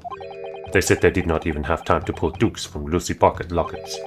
My phrase book says dukes is meaning hands, and Lucy lockets is meaning pockets. But is this another lie? Is this what you are saying? Yes, I'm afraid so. Now hold on a dear minute. You can't be sure of that. I quite agree. The accused is a common pick purse after all. It's perfectly possible that she went through the things on the desk to see what she might steal. I think that's unlikely. And why exactly? As you can see from this photographic print, the defendant was pointing the gun at the victim. It would seem, as my learned friend indicated, that she was coercing Mr. Windybank to open the storeroom door. In other words, Miss Lestrade's interests lay within the storeroom, not in the main shop, giving her no reason to touch anything on the counter. All of which points to one thing. The Skulkin brothers have omitted key facts in their testimony. But the accused is a pick purse, common gutter trash. Why would any further for the wrongdoer? Wait, why look any further for the wrongdoer here? Because the Skulkin brothers are thieves, madam. No better, in fact, worse than a pick purse. I believe that these brothers were looking for something on the victim's counter that night. Because they were there, sent by the Eggert or something. Ladies and gentlemen of the jury, if you would condemn the defendant on the grounds that she's a pickpocket, would it not at least be right and proper to thoroughly scrutinize testimony given against her by two thieves? That's what I've been saying. Well said. I, for one, would like to hear more from that shady pair. Nice headbutt. Can't be touching anything with his hands, of course, as a surgeon. Maybe, you know how Sanji fights with his feet because he needs his hands to cook and stuff. You know, he could have also been a surgeon. That would be so funny. Anyway. Can you all see now? I think you all find stereoscopes are our playthings. You've seen their extraordinary potential firsthand. Dump.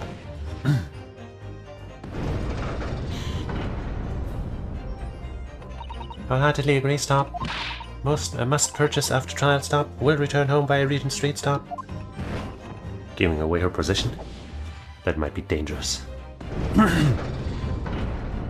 We did it. Well, it would seem this trial has yet to run its course. The ladies and gentlemen of the jury have declared their inclinations via the mighty scales of justice.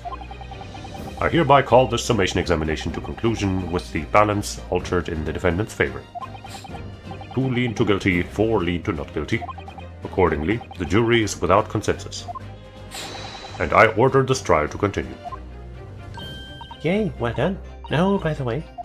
What? You should hold on to this, Runo. You never know when it might come in useful. Yay. Twice in one trial would be unusual, surely, but alright. Road van Zieks.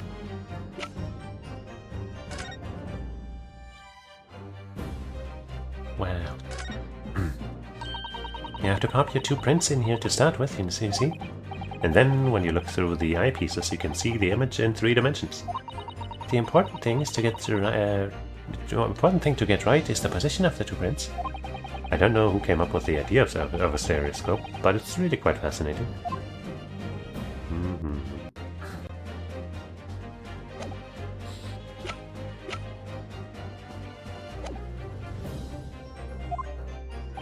You will instruct the witnesses that the court demands additional testimony from them.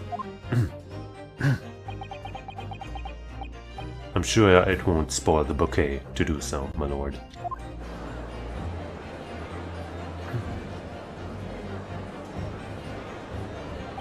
I've won myself another chance to probe that pair about their activities that night at least. And I won't stop probing them until I've proven that Gina is innocent. Probing to do some proving.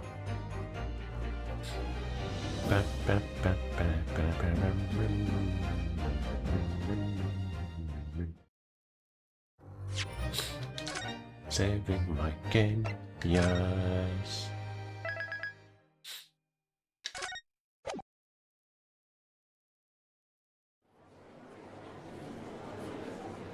What are we looking so incensed over?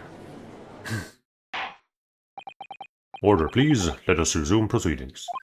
Witnesses, you will now retake the stand. All 3 of the Skulkin brothers.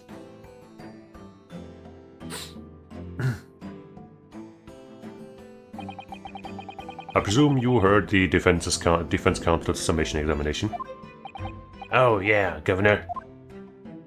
I did, Gov, I did. Mr. Skulkin. Gor blimey. This is going to be a hard work. Earlier in this trial, you gave the following testimony about your actions after you entered Windybanks. Well, it was bedlam as soon as, weren't it? It was Nash, it was. Didn't even have time to pull me dukes out of me loose lockets. However, that was a lie. You brothers, Gor blimey. on the night in question, you rifled through the items on the victim's counter. We never done nothing of the sort. How'd you figure that out? Oops. You will now give formal testimony once again. You will tell the court precisely what happened on the night in question, and this time, you will tell the truth. Each lie that passes your lips serves to increase the severity of your punishment. Ouch. And that, gentlemen, may deal a crushing blow to your chances of ever seeing the light of day again. A thought worth pondering, perhaps. Say no more, Gov, we hear ya. We blab, we speak, we peach. Peach? Or did it say preach and I misread it?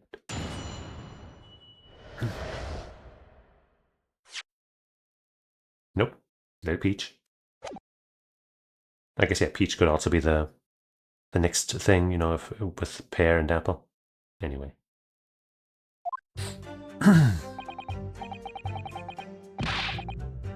Oranges could also be the thing. Anyway. Alright, we did knock a few things over, but we weren't rifling for nothing. It was when we heard the gunshot, see, it made us both jump and all that stuff went flying. Lummy, didn't half give me a fright. We was thinking the shooter'd come out the door and get us next. And yet you went to the door and looked. We stuck everything back where we found it and scampered straight into him in the back. We couldn't have shot the pawnbroker, see? We never even had a chance, did we? Into him? Him? Did I read that right? Stuck and scarpered straight into him in the black. Oh, I guess into him as in into Sherlock Holmes.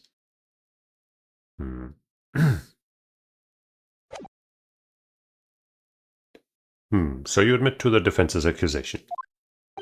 You did indeed ransack Mr. Windybank's countertop on the night in question. Not ransack, Governor, no. That's right, Nash, that's right. It's more like we tidied it up, yeah. Sorry. By their own admission, these brothers entered the pawnbrokery under dubious circumstances. However, they panicked and fled on hearing the gunshot, having first made good their mess. The way you say it, we hardly sound like roughs at all. We don't, Nash, we don't. Can't you make us sound a bit more cutthroat? That might not be good for you.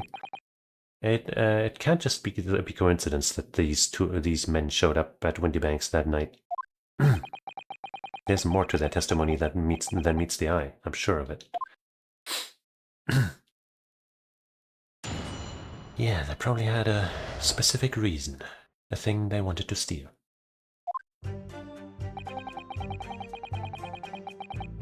Were you not?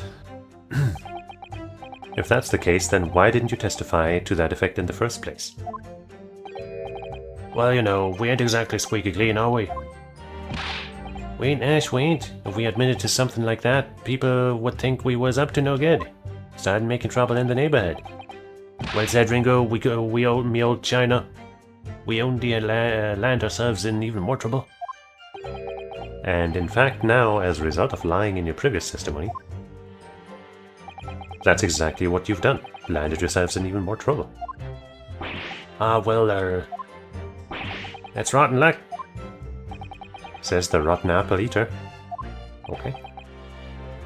Witnesses, explain your actions to the court. Why did you ransack the victim's counter? We never ransacked nothing. Right, Nash, right. More like we tidied the place up. Sorry.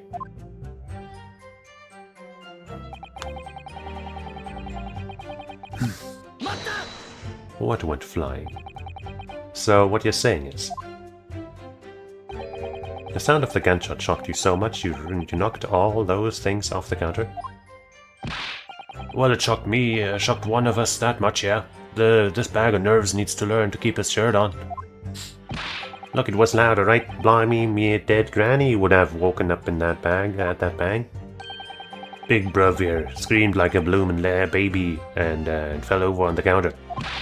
He knocked over a load of books and candlesticks, a candlestick and some skull whatnot. That got tangled in some marionette. What knocked over a picture frame? What knocked them scales on the floor? You've really mastered working quietly then. What a racket! Me granny would have been scared back into her grave at this added clatter like that. So in short, the gunshot took you by surprise. Then some. I mean, it was quiet as a mouse, and then all of a sudden, bam. What's your problem? Inspector Gregson, do you have something to add? Like I keep saying, I don't appreciate being lumped in with these scoundrels. No, nothing to add about their testimony? No, something about their testimony. Something, not nothing. You seem to react just now at what Mr. Skulkin said. Did it make you think of something? It's probably nothing, of course. I wouldn't even bother to mention it, only... Well, the fact is, cases don't get solved if you ignore the little details. Exactly. How about you just tell us what's on your mind? As you know, we brought these fellas into the yard for questioning last night, and the statement they gave them then told a slightly different story to what they're saying now. Did it? You claimed you heard the victim shout something out before the gunshot. Might have, Gov. Might have. Does ring a bell now that you mention it. Granted, it's only a minor detail, but I can't help feeling like perhaps we've been a bit sloppy with the testimony here, eh, fellas? If I discover the witness's testimony has been any more sloppy than it has hitherto proven to be, I shall be forced to bring the very harshest punishment to bear against them. Easy there, easy. We'll get it right this time. That's it, yep. It's all coming back to me now. You fucking pricks. Then speak. Supplement your testimony with whatever details have miraculously returned to your questionable minds, sirs. Right you are, Gov. Rarely have I seen such... how do I put this? Such unhelpful, such wrong, such terrible witnesses. Just before the gunshot, we heard a voice yelling out, "Give me that gun!" Oops, I should have maybe pressed that. Ding. So in fact, you heard the voice and the gunshot almost simultaneously. We did, Gov, we did. Although I suppose, if you're being honest, we heard a kind of wavering voice before the yell and all. If you don't want to get shot, give me that gun. Bam. Kind of thing. A career in acting tragically missed. And where were the voices coming from? Could you tell? Of course we could. From the other side of that door behind the counter it was. From the storeroom where the victim was found dead. And the voice you heard, it was that of the victim, Mr. Windybank. On me granny's life, of course it was. On his granny's life, of course it was. I was kind of hoping he would say his, and not, you know, mine, because that's funnier. And he did. So that would mean that you both knew Mr. Windybank and the sound of the sound of his voice. So that would mean what? What, Nash? What? Any ideas? Well. Yes, Counsel, indeed it would. No. We didn't know the geezer. How am I supposed to deny it when that bloke in all the fancy clubbers were giving us the evil eye? If you value your lives, he will ensure their testimony is accurate and true. On me granny's life it is. on his granny's life it must be. It's a good job his granny's dead. To summarize then, immediately after hearing the voice of the victim, you then hear the gunshot,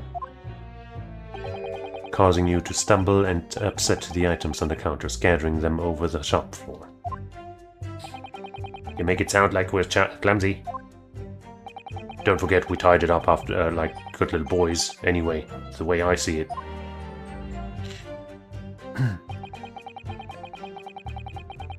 Holding a gun, should have fired instead of yelling at the girl. You're saying that Mr. Windybank had a gun in his hands, because the one saying, "Give me the gun," was the girl, I guess? Oh yeah, bet it was a side, eh? Them two ever waving them guns at each other. Must have got plenty heated. I mean, just before he shouted out, we heard the geezer say, "If you don't want to get shot." He said that. Didn't really sound like he meant it, mind. More of an empty threat, you could say. Mr. Windybank was known to keep a revolver on his shop counter at all times. People say that to protect the articles in his keeping, he'd readily put a bullet in someone's head if required, that someone being himself. That someone being himself, of course. Boom. Good grief, extraordinary devotion indeed, if alarmingly misguided. Well, it certainly sounded like he was ready to pull the trigger the other night. Only the person he was gonna shoot beat him to it, cooked his goose proper. Bet he wished he could squeeze the trigger himself of instead of wasting time shouting, "Give me that gun." And it was directly after those words that you heard the gunshot? It was more or less the same time, Gov. "Give me that gun." Great acting. Kind of thing. Yes, a career in acting, very tragically missed. Then we heard the sound of someone hitting the deck. Before everything went dead quiet. After that, we done a slapdash job tidying the place up. Didn't half give me a fright we was thinking the shooter'd come out the door and get us next.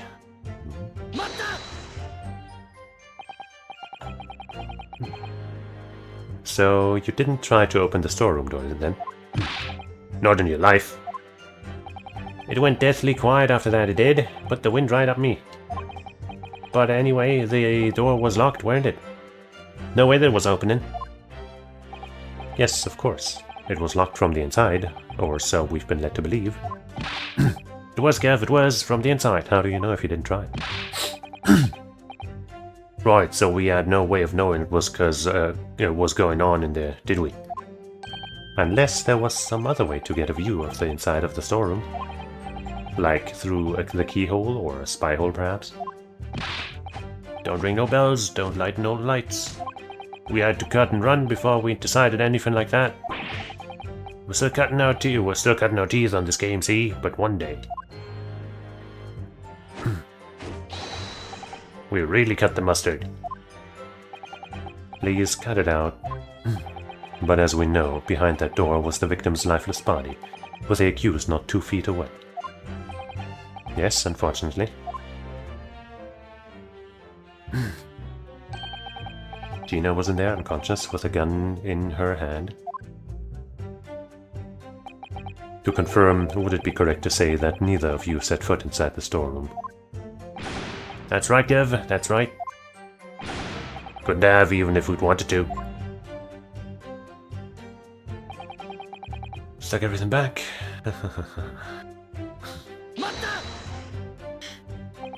Yes, whereupon you fired a shot from your own gun at Mr. Sherlock Holmes. Oh, yeah, we was a bit hasty there. We was, Nash, we was. Truth be told, I was already shaking like a leaf when you lot turned up. If you're shaking like a leaf, don't put a loaded gun in your hand. Good advice, miss, good advice. Truth be told, me mind went totally blank. Before your mind goes totally blank, make sure you don't have a loaded gun in your hand. Mental note made, miss. After that, we legged it down the street, but apparently we looked dodgy to the coppers of Summit, so they clapped the darbies on us like winking. And after you'd been handcuffed, the police found this revolver in your possession, correct? Well, yeah. But listen, that proves it, done it, eh? Couldn't have shot the pawnbroker, see? And why should we believe that? What? Well, because it's true, innit? The place was totally empty when we went in. At that time, the victim was already in the storeroom, having been forced to open the door by the accused who had a gun to his head. In other words, on the night in question, these 2 witnesses never even laid eyes on the proprietor of the pawnbrokery, Mr. Windybank. Correct. You know, it's nice that they at least get that double high five at the end. The high 10. That's the most important part. Got it right, mister? Down to a T. So the Skulkin brothers never actually encountered the Mr. Windybank. Is that really true, I wonder? Probably not. That's it? That's the full extent of their testimony? What is it, Bruno? You look very fierce. I could pour you some herbal tea if you're tired. Oh, thank you, but I'm fine. Being such a logical thinker, you'll probably laugh. But I feel as though these brothers are still hiding something important. There's nothing more than a feeling, though. I've no proof to support it. Well, feelings can be very logical at times. Sorry? People's expressions, the movements of their eyes, the words they choose. You can take all that in and your brain will quietly analyze it and to come up with a feeling like you describe. You've concluded that there's something suspicious about this testimony without knowing why, that's all. I think you should trust your instincts. Iris, thank you. Sometimes I think if she's 10 years old, I must be 5. Yeah.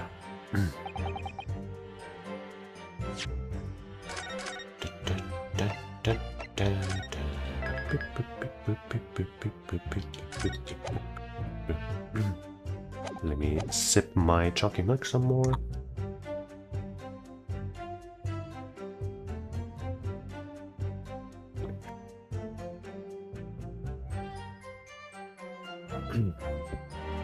So they totally could have shot the guy if he was lying on the floor via the flap. But did they? And how do I prove it if they did? Give me that gun. Bloke what owned the place was holding a gun.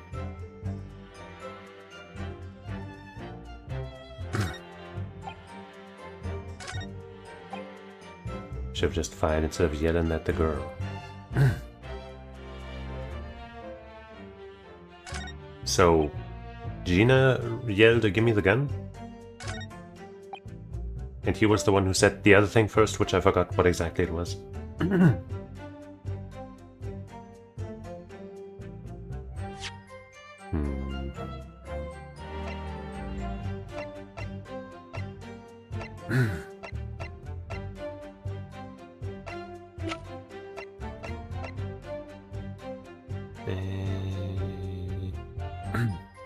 I don't think we have anything we can really present at this statement. It's just kind of a weird thing. The shooter come out the door and get us next. Straight into the into him in the black. Never even had a chance. Can I present the photo with the flap door? I feel like that's probably too soon. The game probably isn't ready for me to do that yet. But you know what, I'll just try. But if it's wrong, I'll reload because fuck you. Okay, it's wrong. Oops, the game crashed. Oh no, man, the Switch 2 sure crashes easily, huh? That's weird, man. Ooh, how crazy. Ooh.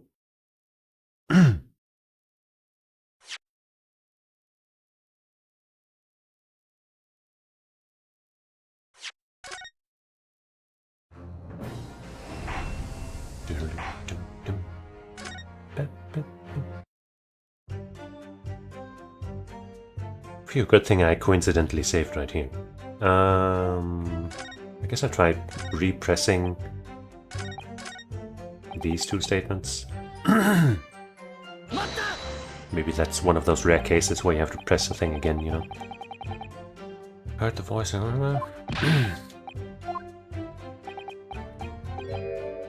Waver in voice. If you don't want to get shot, give me that gun. Bam.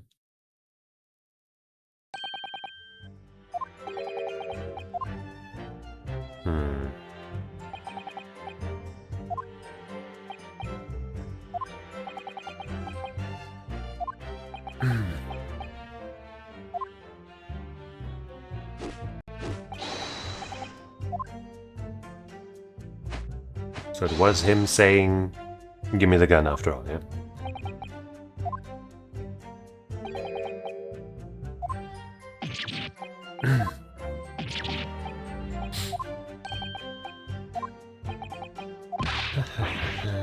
They didn't know him.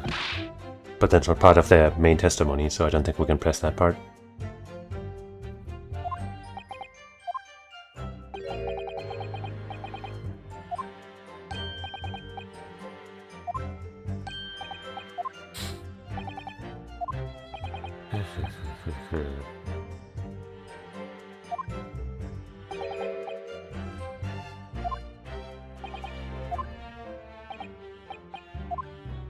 Okay.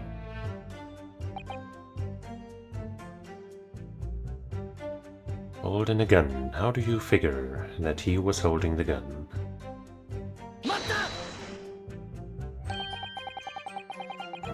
You're saying Mr. Winniebank had a gun in his hands? Wait, did we not press this one? Or did this change now? Oh yeah, bet you that was the side, eh? No wait, we did see this. Two waving them guns at each other. Shot it out. Where'd the geezer say if you don't want to get shot? So wait, he said both of those things, huh? Didn't really sound like he meant it.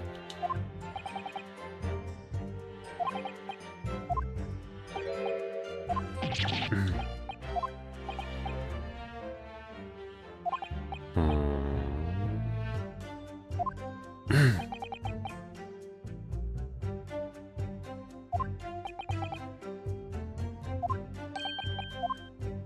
I like present the fact, like the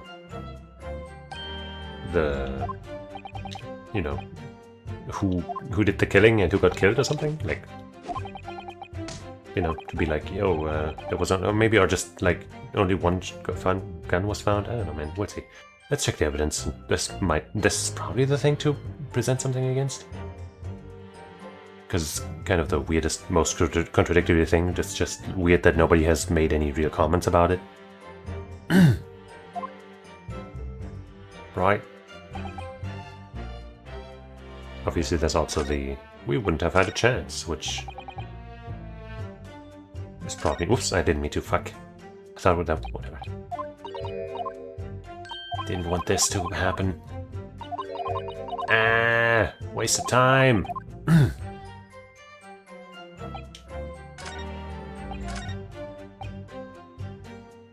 Holding a gun.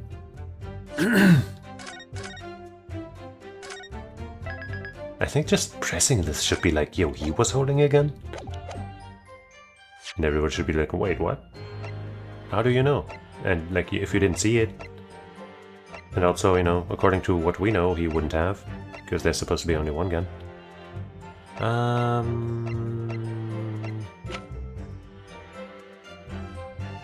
Due to a single bullet wound. No other signs of trauma. Wait, right, I guess he was also shot from in the back, supposedly, so I guess this could also be where we point, you know, like, if it was saying that and trying to get the gun back, how would he have been shot in the back?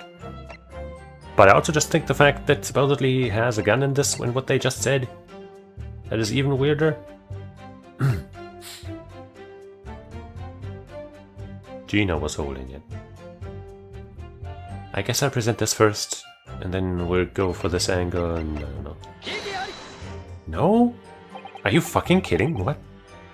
Okay, no, I don't accept this. I do not accept this. There are too many weird things about this testimony. And it's unclear what exactly I'm supposed to be presenting about it.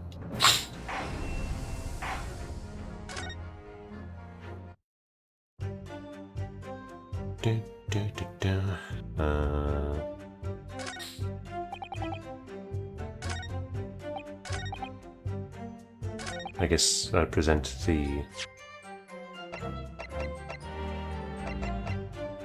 autopsy report. This. What the fuck? How is none of this right?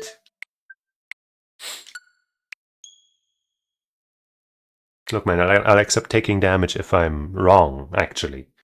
But if I'm right and the game doesn't, it's just not what the game wants at the moment, then I feel like I have the duty to reset.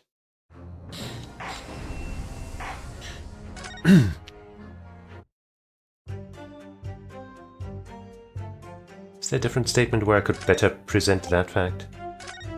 Or any of the facts? Let's read again. They knocked a few things over. They had heard a voice. Give me that gun. Maybe this is what I'm supposed to present. But here, at this statement, it's not clear who's saying what. But I guess I'll try here again. Just because stuff, you know. No? What do you want? How, when or what do you... There are like 3 separate things wrong with this. Maybe even 4 or more.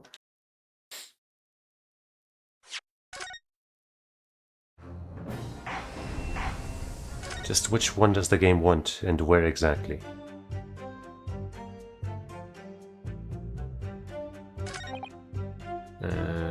Shoot it, come after.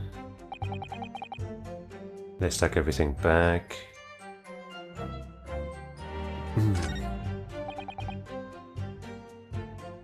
never had a chance.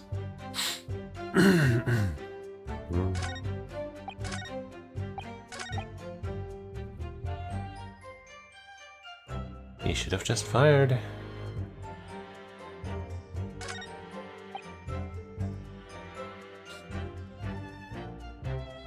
They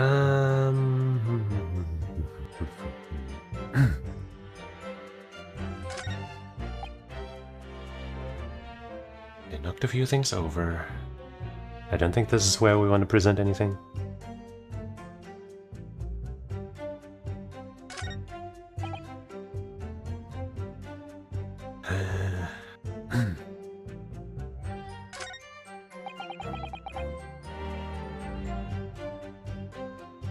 Was holding a gun. Should have just fired.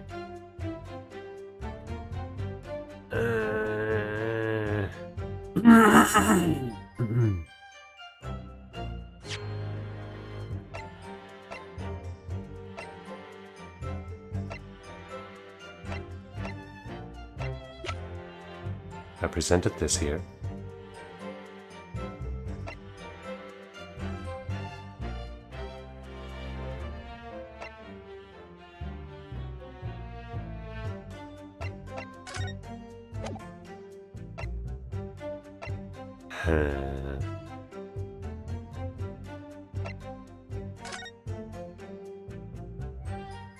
I mean, this shows her with a gun, but that shouldn't be any different from what I was trying to show. Also, that was, you know, later on when they were in the back room. And we still haven't talked about the flap.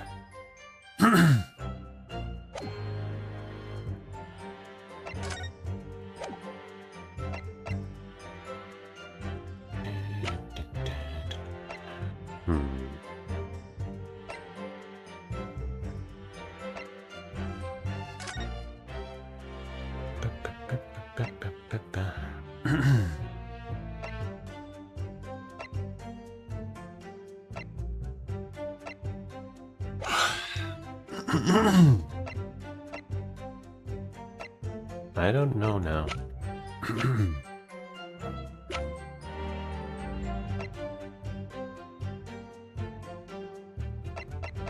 I guess I'll try this here, but it doesn't seem... If that's right, but that other one wasn't, then this is stupid. Oh, come on. Fuck you. You're saying that on the night in question, the victim, Mr. Windybank, was wielding a gun. Is that correct? That's it, Gov. You've got the picture. That's really fucking stupid. Even, like, I especially think the thing I tried to point out is way more important. Because that's the state of the gun in the room after it happened, not outside the room before it happened. Because who knows what happened in there, you know? So, I think mine is way, way, way better. Yes, Nash, yes, no question. And yet the photographic evidence from the time of the incident clearly shows that Mr. Windybank was not in possession of a firearm of any description. You surprise me. Does the defense really intend to highlight evidence that compromises the position of the accused even more? Or we're just trying to find the truth? Furthermore, the defense has failed to establish that the photographic print presented was taken a suitably short time prior to the victim's death. Your chronology is severely lacking, counsel. Yeah, that's right. Too right, Nash, too right. The old geezer could have been about to turn the tables on the girl, eh? Hardly likely.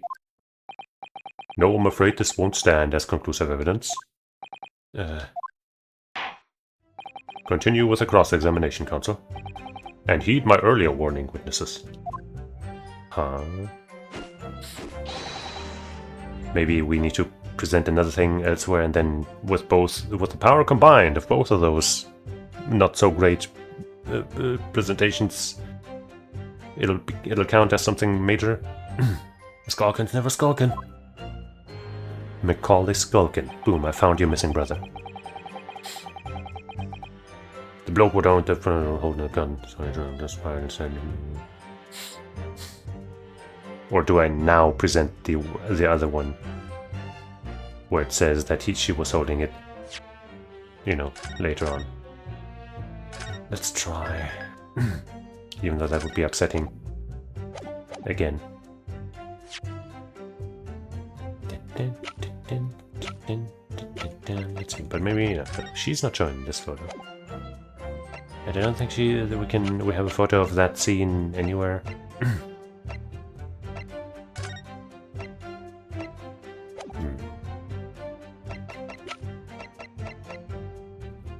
That Gina was holding. No? Okay. I guess we'll need to present something else, point something else out to move this along.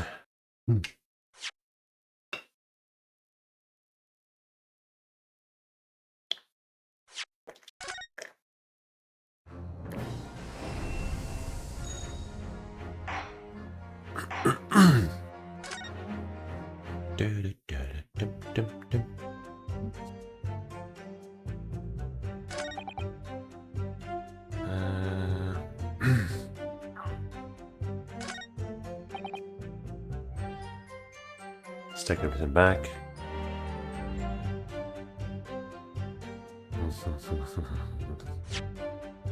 There isn't anything else missing. It would have been noticed if there was, right?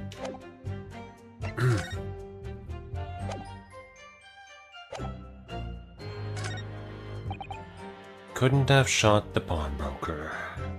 Never even had a chance. Did they never have a chance?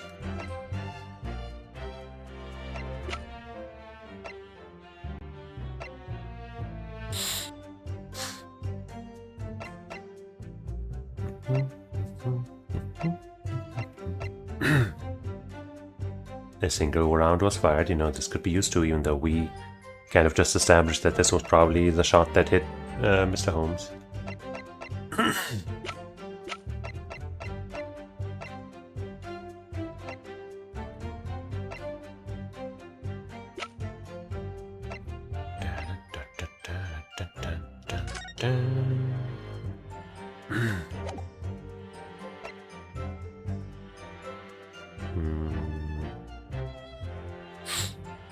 Mr. Mason's blood.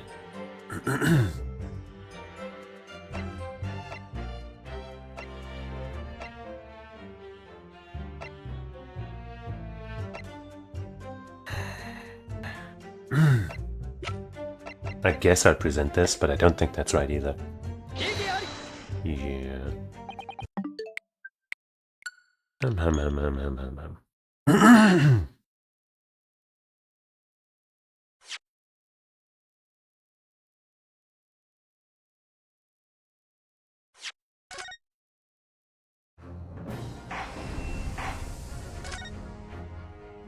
What else do they want? Do they want something earlier on, before this? Or another thing exactly there?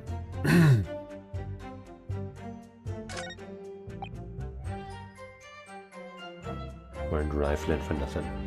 I don't think we can disprove that.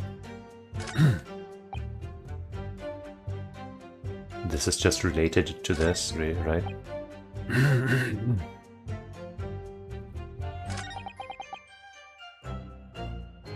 Should have come out the door and get them next. I don't think we can say anything about that, really.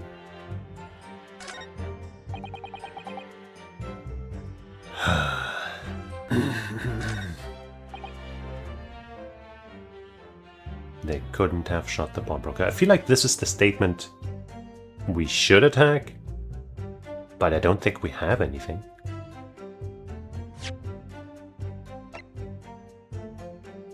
I don't think that ticket says anything. This definitely doesn't. I don't think that's fitting here.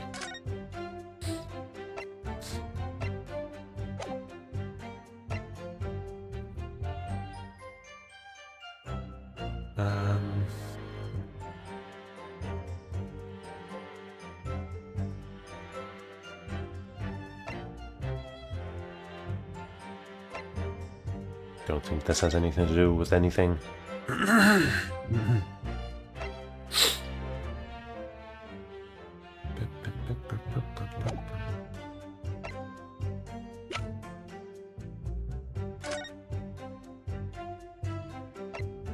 Single bullet wound and upper half of victim's back.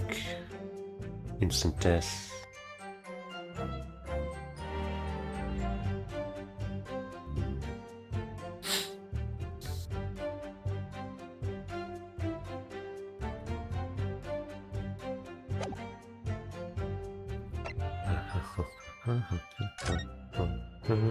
I do think it's very possible that that he was shot through the flap. But we haven't been able to point out the flap. And when I tried presenting this photo here, it says no. The game said no!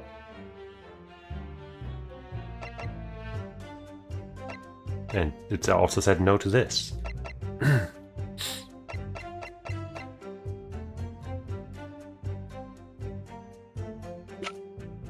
I don't fucking know what you want from me, game.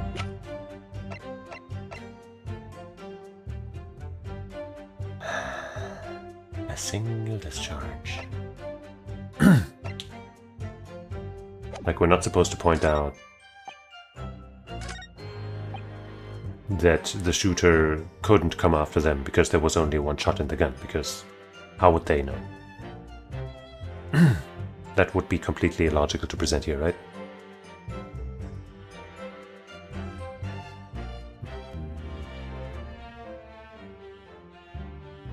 Come out the door and get them next.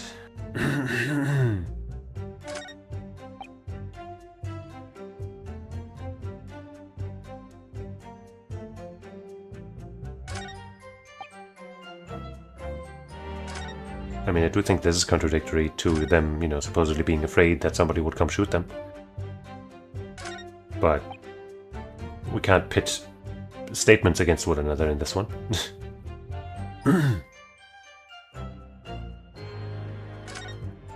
Maybe we just press this again now? I don't know, man. I'm a little stuck right now. Didn't try to open the storeroom door.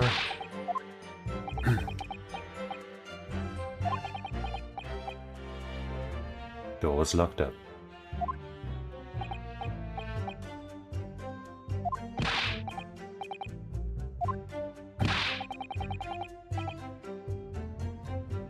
You had no idea. Some other way to get a view of the inside of the storeroom. Like, through the keyhole or a spy hole, perhaps. Wait, why would that? He didn't say that last time, did he? Why is he only now they're saying this? No, wait, I remember this part. We've got to run before we notice anything like that.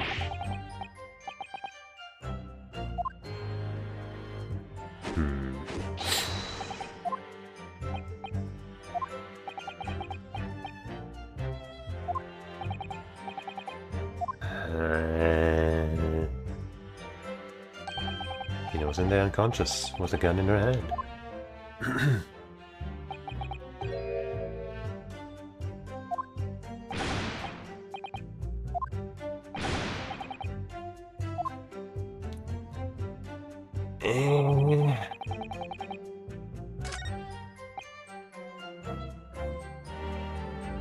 I don't know. I don't know.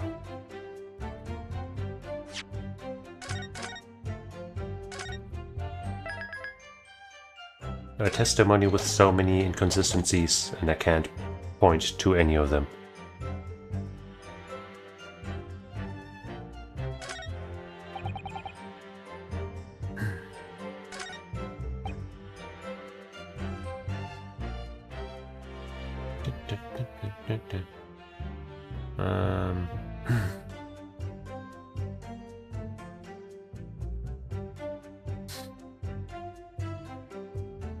Never even had a chance.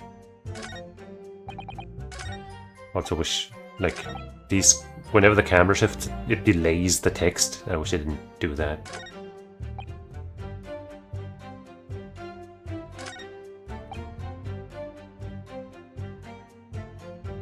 Man, I have absolutely no clue at this point.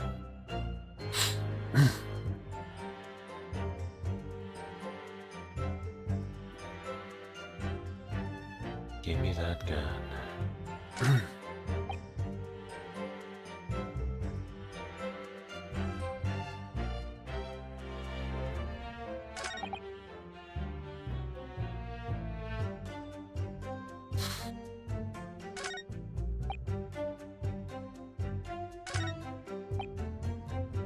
Man, what am I missing here? I'll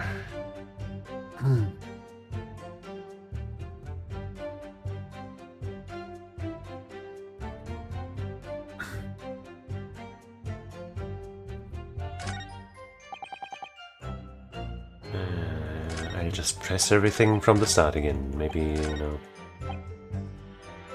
Even though this seems completely worthless, this statement. Didn't justify.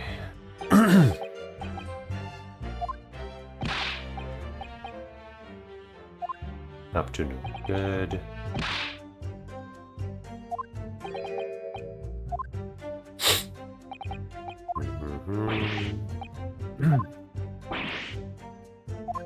Not much to do with the luck.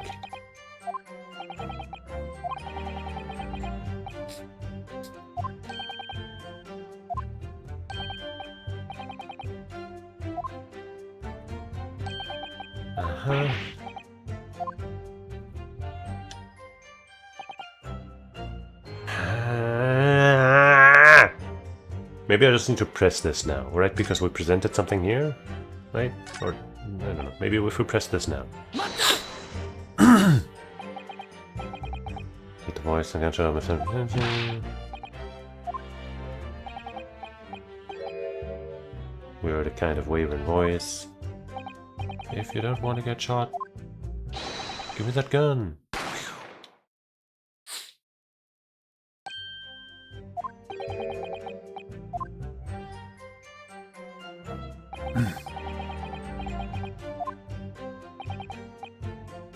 The other side of that door.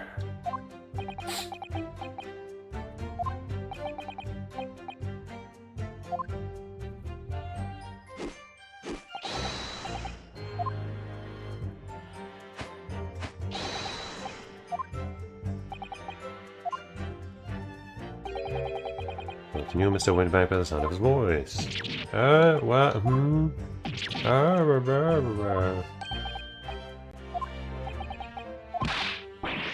Didn't know the geezer.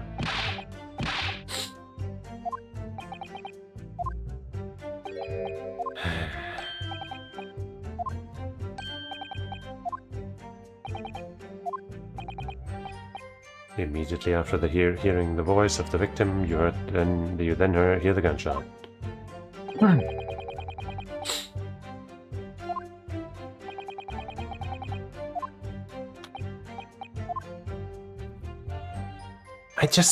I just think it's so weird that we have this statement and we're not just immediately turning the entire case around.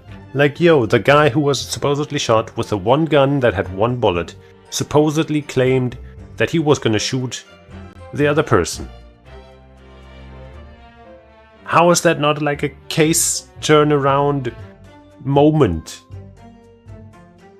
How can we not just be like, yo, this is clearly different?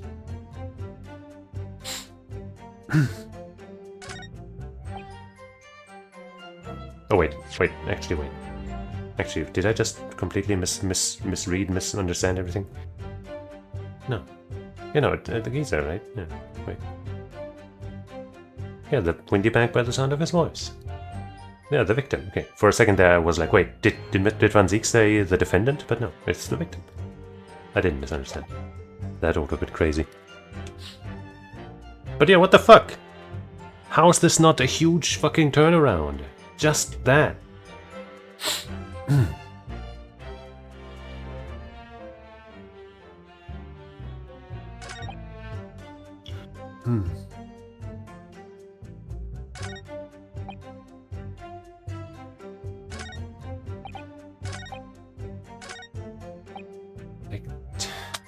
I'm fucking gonna Google this. I'm fucking done here. This is too stupid. I don't fucking get it. Like, what else? Great Ace Attorney. Chapter 5 Trial. Trial 1. No, wait, is it Trial 2?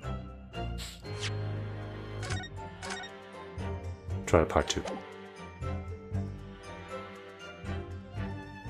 Part 2.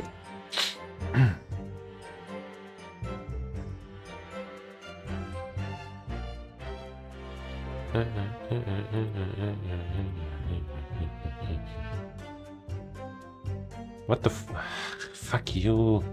Opening fucking the dumbass ad blocker tab. Anyway, what's this one called?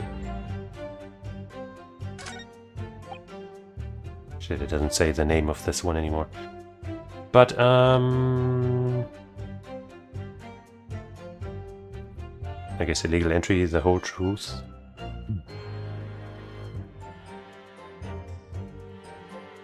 Press statement 2. Pursue Inspector Gregson, we did that. Present the crime scene photograph at the statement 3. Yeah, we did that, I think. Blah blah blah. Present the autopsy report or the crime scene photograph when prompted in order to prove it. Prove what? Huh?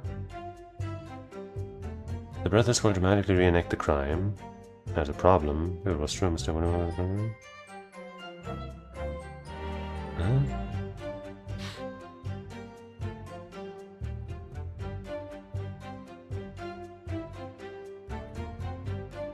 Huh? I feel like this guide is skipping something. Present the crime scene photograph at the new statement 3. We did that, yeah. That's the thing we did. Wait, it was like, we're not done here.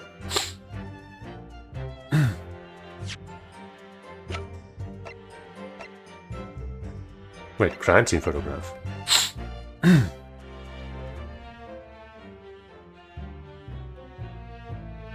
Why would that be any better? Why would that be any better than this? And this? And this? Fuck you, man. These are the moments in these games that I just really fucking dislike. The rare times in these games where, like, they just forgot that multiple answers would be at least as equally fucking viable, and just don't treat it right, I guess. Like, at least for the one, like, when we presented that one photo, I guess, they were like, well, that's not good enough, but yeah, I guess we're not penalizing you. But come the fuck on. That is so stupid. I genuinely don't think that one is my bad. Not a case at all where I'm like, oh, I should have thought of that. No, fuck you. So you're saying that on the night in question, the victim, Mr. Winniebank, was wielding a gun. Is that correct? Ducov, you've got the picture. Yes, Nash, yes, no question. And yet, photographic evidence obtained immediately after the incident clearly shows that Mr. Windybank was not holding a firearm of any description. Like, genuinely, fucking genuinely. Pointing out this should be at least more so proof of the same thing. And yet the game was like, no, this is wrong. No. Even though it says Gina was holding the gun. The gun belonged to the victim. It was shot. Come on. That is so fucking upsetting. That Mr. Winniebank was not holding a firearm of any description. Fuck you, seriously. Hey, you what? Gordon Bennett, that ain't right. There can be no question that the victim's revolver was used in the incident. I will remind the court that Mr. Windybank's gun was found at the scene.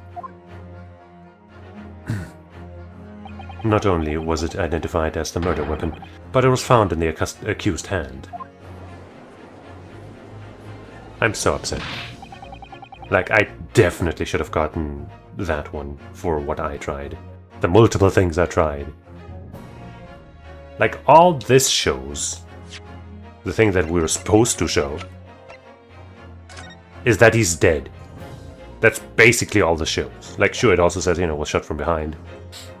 Which is also important, yes. But this proves way more. I really despise this one. Holy fuck. Like, you know, for yesterday when I also got stuck because I, you know, neglected to press one specific point on this. Like, you know, that was a little annoying, but in the end that was kind of my bad. But that is fucking bullshit. Yeah, that malt holder used the victim's own gun to finish him off. Give me that gun. Yeah. Kind of thing. Say exactly where you are, right there. Hey, If the crime had taken place as you've so colorfully described in your testimony, it would give rise to an undeniable and insignificant inconsistency in the final moments you just acted out. goodness, are you sure, Counsel? You intrigue me, my learned friend, but let's see some evidence to support your claim. Where's the proof that demonstrates this inconsistency in the witness's portrayal of the victim's final moments? The autopsy report. Wound from the back. This also shows the back, but, you know, we just showed that, so... This. According to their testimony, the witnesses claim to have heard a shout of, "Give me that gun," followed by the gunshot. Indeed, with the two events happening almost simultaneously, or so we've been led to believe. Yes, that's right. Now, if that testimony is true, it would mean that at the moment of death, the victim and his attacker would have been facing each other. However, in the autopsy report it clearly states that the victim died instantly after being shot from behind. Ah. So, as I stated before, there is an undeniable inconsistency in your testimony, Mr. and Mr. Skulkin.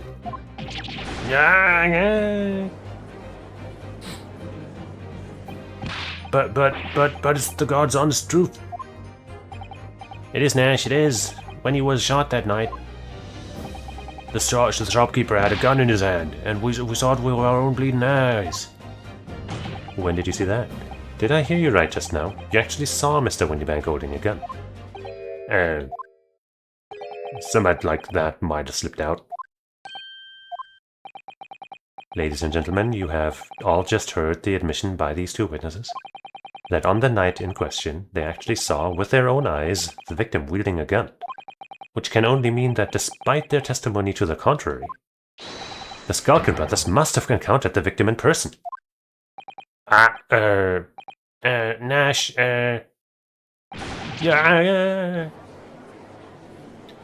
Oh, you fucking goobers. Order, order, order!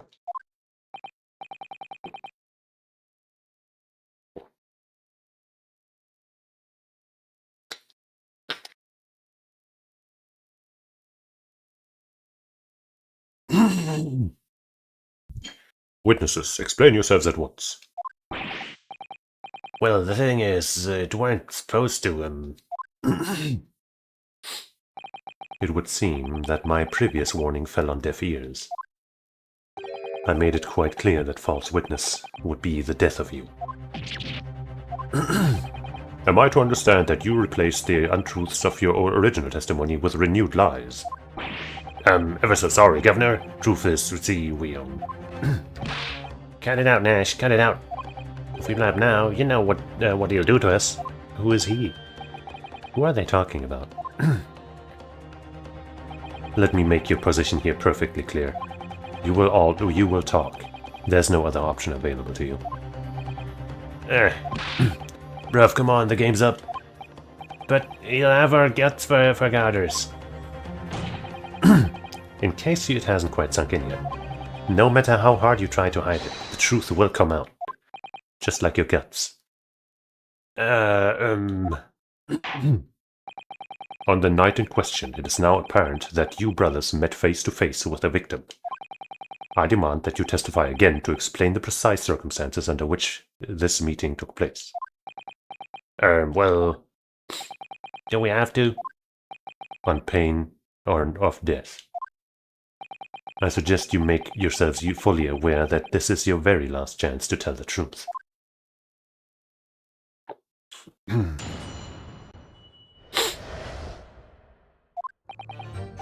Alright, so we just got out inside the gaff and heaved a sigh of relief when the geezer showed his mug.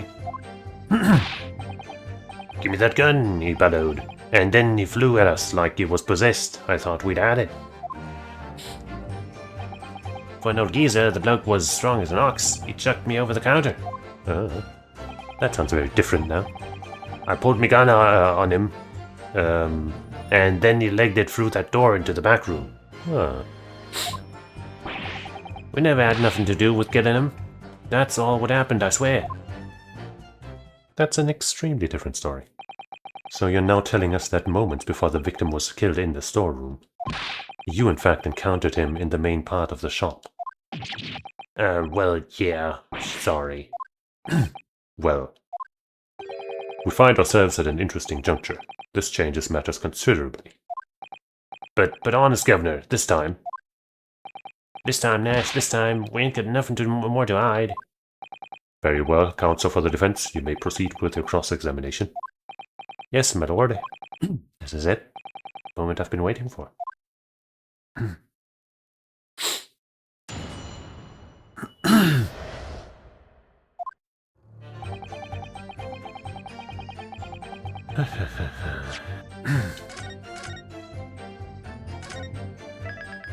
Still upset about the way the game didn't let my perfectly valid reasoning go through. Got inside. When you said geezer, I presume you mean the victim and proprietor of the shop, Mr. Windybank? Well, sorry, I mean, that's right. We was keeping a close eye on the entrance to the gaff, obviously. But we never thought no one was going to come out of the back room like that. The back room being the pawnbroker's storeroom. Yeah, that must be where he popped up from. The only place he could have been. So it would seem the victim was already in the storeroom when these two brothers entered the premises. Which means Ginny must have been in there at that point as well. But that doesn't make sense, does it? If Gina had threatened Mr. Windybank into the storeroom with her at gunpoint, then why would he have emerged from the same room all alone when the brothers arrived? Well, now I don't know. Did you see the accused at that time? What? That mall tooler? Couldn't tell you. No way, Cobble. We had bigger fish to fry then.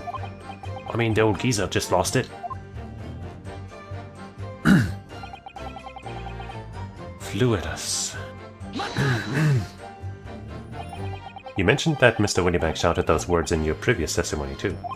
However, you claimed that you heard him yelling them on the other side of the storeroom door.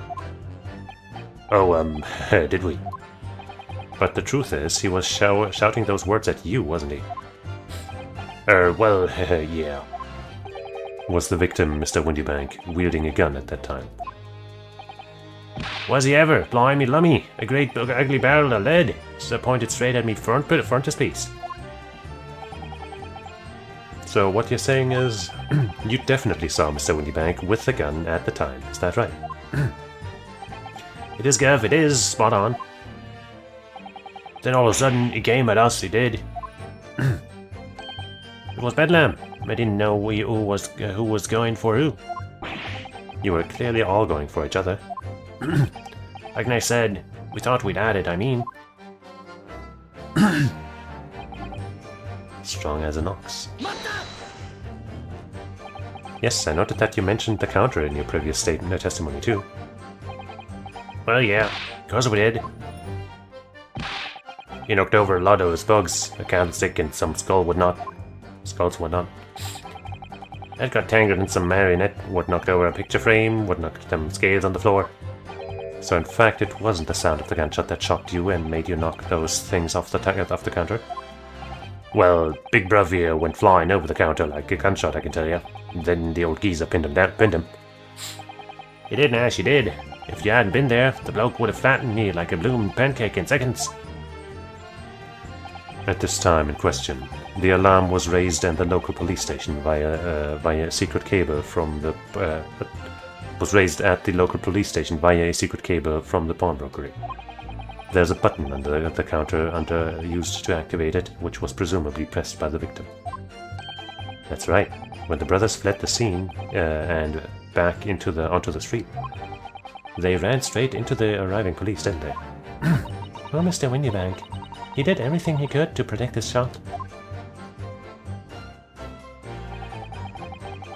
I put my gun on him, and then he legged it through that door into the back room. So my current theory is that they're still not quite telling the entire truth. I can't look at the persons for some reason. But you know that Egbert guy? I think he might have been there. Maybe after them or something, and he gave them instructions not to talk about him or any of the other stuff, you know, any of the details that might lead to him. And he did the killing and some other stuff.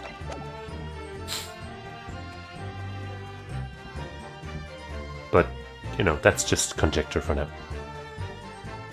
Pulled your gun on him, and he legged it through that door.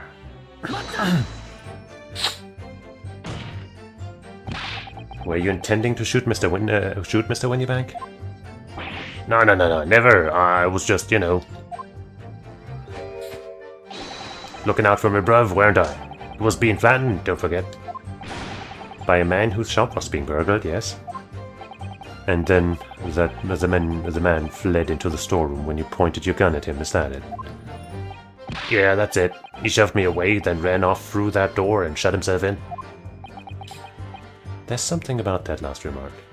Something that doesn't quite ring true. I wonder why Mr. Windybank ran away into the storeroom. What? Well, according to what everyone's saying, Ginny was in there waiting for him, with a gun. Uh-huh. Ah, yes, that's right.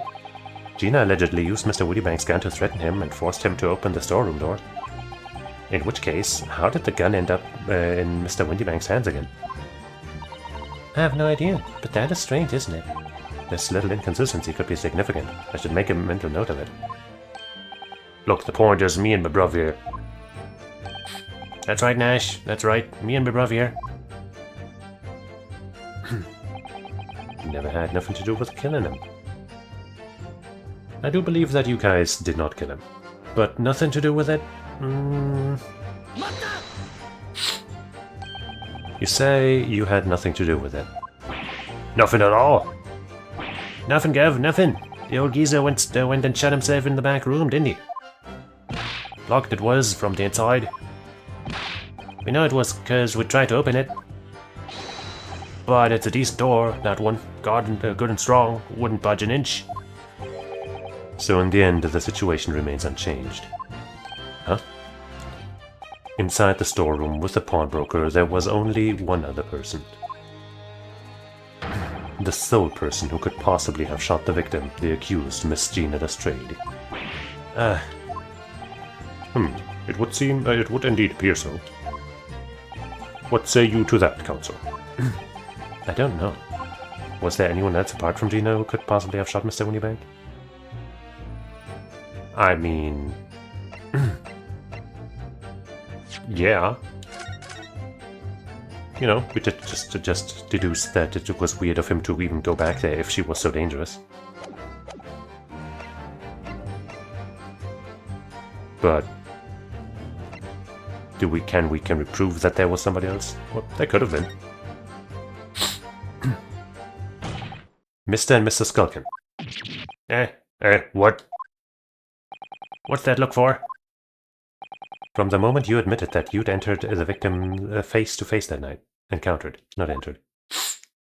The course of this trial changed completely. Did? What is your point, my learned friend? The question that we must answer is who could have shot Mr. Windybank? And it is the belief of the defense that the defendant is not the only plausible answer at all.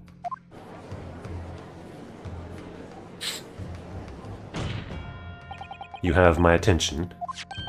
In that case, let us return to this plan of the premises. The victim was killed in the storeroom, which was locked from the inside.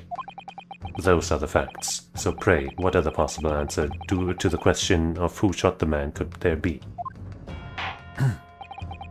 Counsel, you must now provide answers to the court in respect of two conundrums. 2, my lord. Twice as many chances to be right, maybe? Indeed. Namely, from what location did the culprit shoot the victim? And furthermore, where was the victim at the time? Understood, my lord. Are you alright, Bruno? I'm not entirely sure, but there's one thing I am sure about. If I can prove that there's a credible new alternative to what happened, it would change Gina's prospects hugely. So now, time for some clarity. Show the court on this plan the answers to the questions posed by his lordship. If you believe someone else could have killed the victim, indicate from where that person could have fired the gun. Well, as I said, I'm thinking from, like, outside the door, through the flap.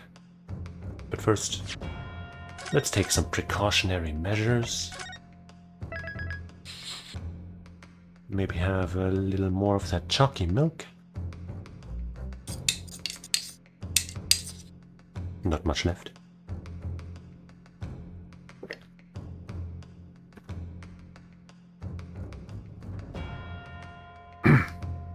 Now none left.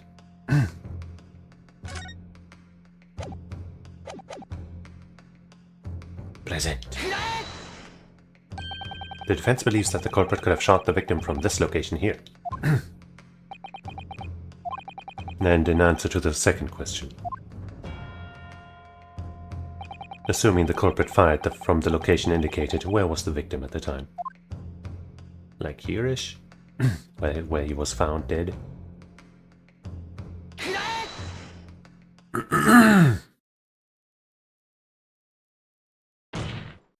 The culprit shot the victim from outside the storeroom.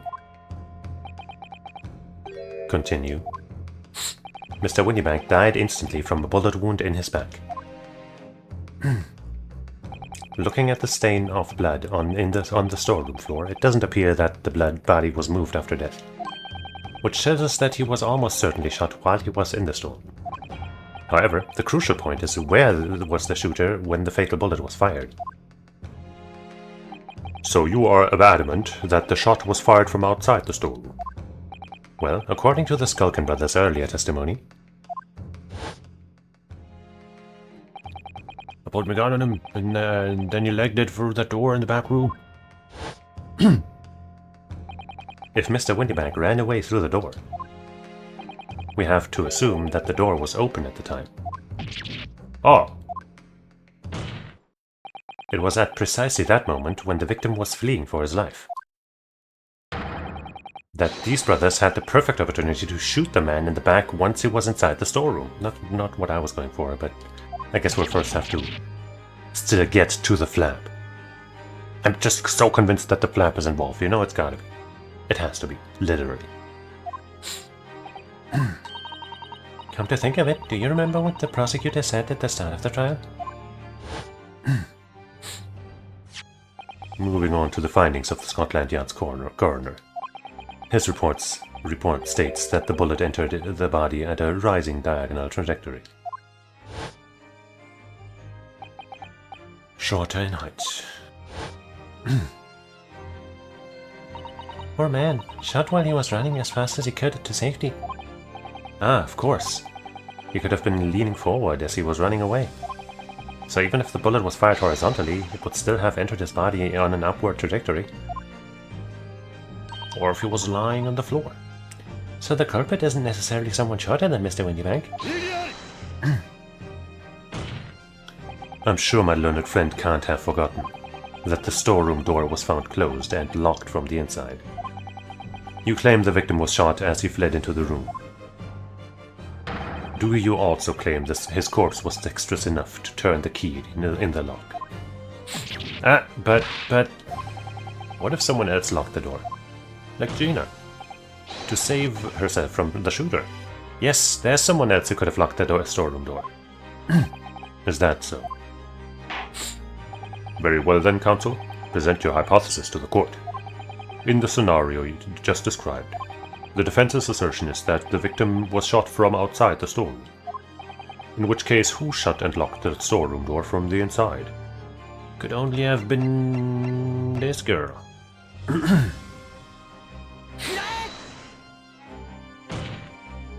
Obviously, the person who locked the door was the only other person inside the storeroom at the time. The defendant, Miss Gina Lestrade. That's absurd. You're suggesting that the accused deliberately engineered the sealed room. For what possible reason? Such actions would only serve to tighten the noose around her neck. Because she was trying to get away from the shooter, man. I'm inclined to agree, I must say. Well, counsel. Yes, that's a tricky one, that, isn't it? Half-baked notions have no place in my courtroom, counsel. Remember that, please. But of course Ginny would have locked the door. It almost goes without saying, doesn't it? Yeah, it does. Well, if I was Ginny in that situation, I know I would have locked the door as quickly as I could. I mean, those two burglars had just fired a gun in her direction, hadn't they? Oh yes, obviously. Before the two brothers arrived, Miss Lestrade and Mr. Winniebank were in the storeroom together. Now, I don't know what went on between them at the time, but at some point, Mr. Winniebank must have heard the intruders breaking into his shop and left the storeroom. Intruders, eh? That's us, bruv. If your theory is correct, that would leave the accused alone in the storeroom. Yes, it would. Then, probably only moments later, the victim fled back through the storeroom door, hoping to escape danger. Hit in the back by the bullet, Mr. Winniebank fell to the floor where he was just inside the storeroom. And what we have to ask ourselves now is, what would the defendant have done in that moment? I see where you're going with this. Outside the storeroom was a terrifying killer who had just murdered Mr. Winniebank. As soon as that thought struck Mrs. Strayed, she slammed the door shut and locked it. Though I do feel like she should have told us about that if that was the case, in order to save her own life.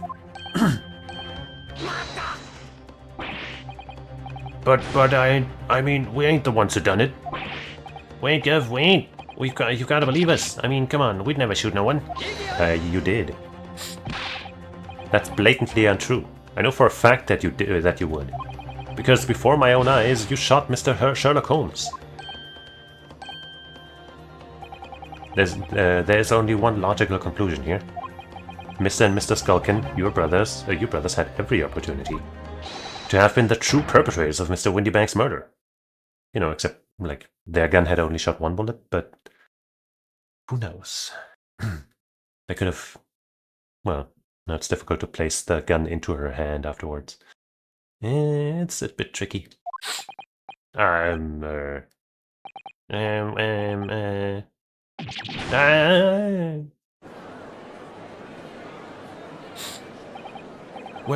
does this leave us? You mean to say it wasn't the pickpocket who shot the pawnbroker after all? I should have known it was those three brothers. They look as the shadiest defense, something. That was amazing, Runa. All the members of the jury seem to be firmly on your side now. I know, first time ever, and probably last. Well, well, I think you've done it. Surely you'll have to give a verdict of not. An admirable effort, my learned friend. What's this now? He's laughing. You find the situation amusing, Lord Van Zieks? I myself find the defense's argument most persuasive. I dare say. Such chicanery is the bread and butter of the street performers in your provincial eastern nation. But such blatantly malicious conjuring tricks amount to nothing more than inexcusable pettifoggery here. Hey man, shut the fuck up, you racist son of a bitch. Just get to the point. What? The hypothesis you put forward so ostensibly credibly cannot and will not stand. Because, you see, it contains a fatal flaw. A fatal flaw? Do you mean to tell me that you're unaware of your logic's failing? I think I'm pretty sure what I just pointed out is what he's trying to say. I say, Lord Van Zieks, might be an idea to explain this baldy conjuring trick or whatever it is to the troops on the ground, The fatal flaw in my learned friend's argument is really very simple to understand. Assuming you're not too dim-witted to count bullets. By George, count bullets. Oh dear. He can notice then. Huh? What's everyone talking about? Counsel. Yes, sir? Tell the court, how many bullets were found at the scene of the crime? 2? 2 bullets? Correct. The first, that which hit the victim in the back, ending his life. And the second, that which struck the detective, Mr. Sherlock Holmes, on his arrival at the scene. Indeed. The defense presented a picture showing the damage caused by the second bullet earlier in the proceedings. The bullet which injured Mr. Holmes appears to have passed through his body to strike the calendar. Your Lordship's understanding is correct. Furthermore, we know there are 2 firearms involved in the incident. The revolver belonging to the victim, Mr. Windybank, and the Skulkin brothers' revolver. The evidence shows that a single bullet was fired from each gun. Yes, indeed, it does. A single bullet from each. Now then, my learned friend. You yourself told the court only moments ago that these 2 brothers shot Mr. Sherlock Holmes right before your eyes. Yes, I did. Oh my goodness, I think you'll find that if the single bullet was fired from the brother's gun hit Mr. Holmes, it means... Windybank not shot by some gun. By same gun. Stop. Only 1 bullet. Stop. Exactly. Yes, this Nipponese street performer presented an ostensibly credible argument. However, it was never anything more than a diversionary trick with no hope of standing up to scrutiny. But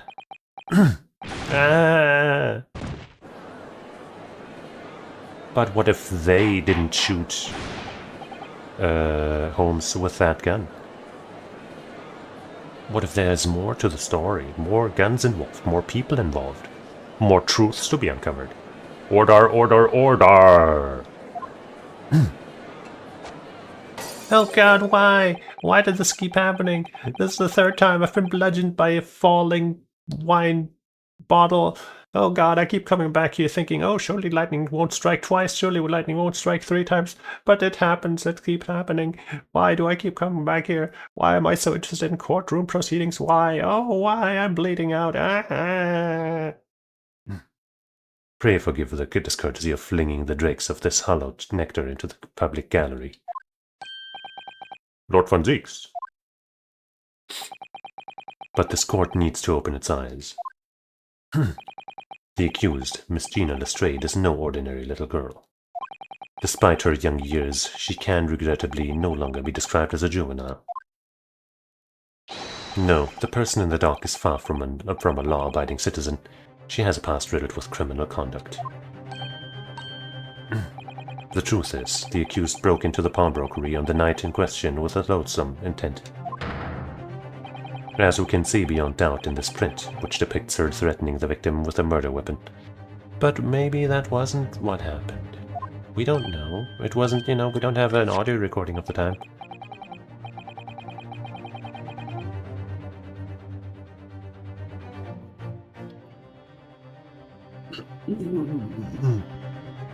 And I have here in my possession 1 more piece of evidence the prosecution wishes to present. That disc. I'll be taking that, whatever it is, of Mr. Gillet's, F. McGillet's down to the yard. Thank you very much. No, don't give it to him. It's mine. That is mine. I'm sorry, miss, but anything belonging to Mr. McGillet has to be taken in as evidence now.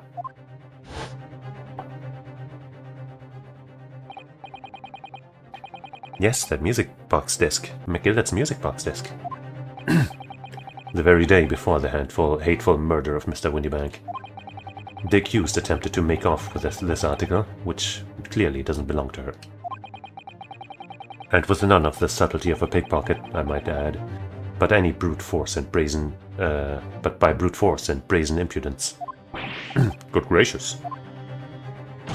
Make no mistake, any sympathy for the accused on account of her years is misguided and dangerous. Fuck you, Zeeks. More like Verliers.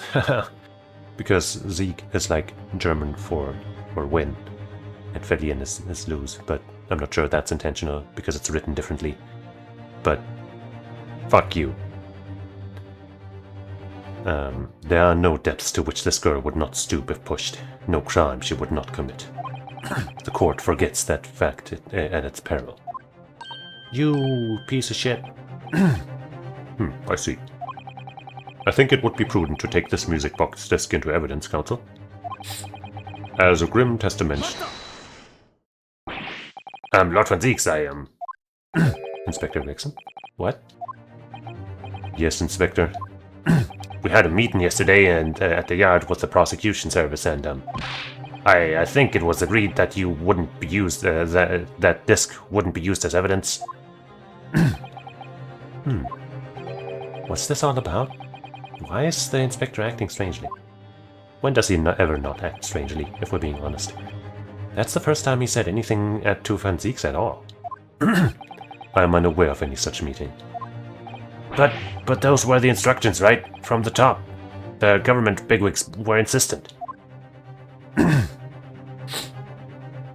Inspector, I am the prosecutor, and I alone determine how to present my case.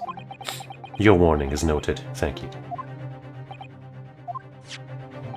The prosecution wishes to proceed with submitting this disc as evidence, my lord. Indeed, bailiff.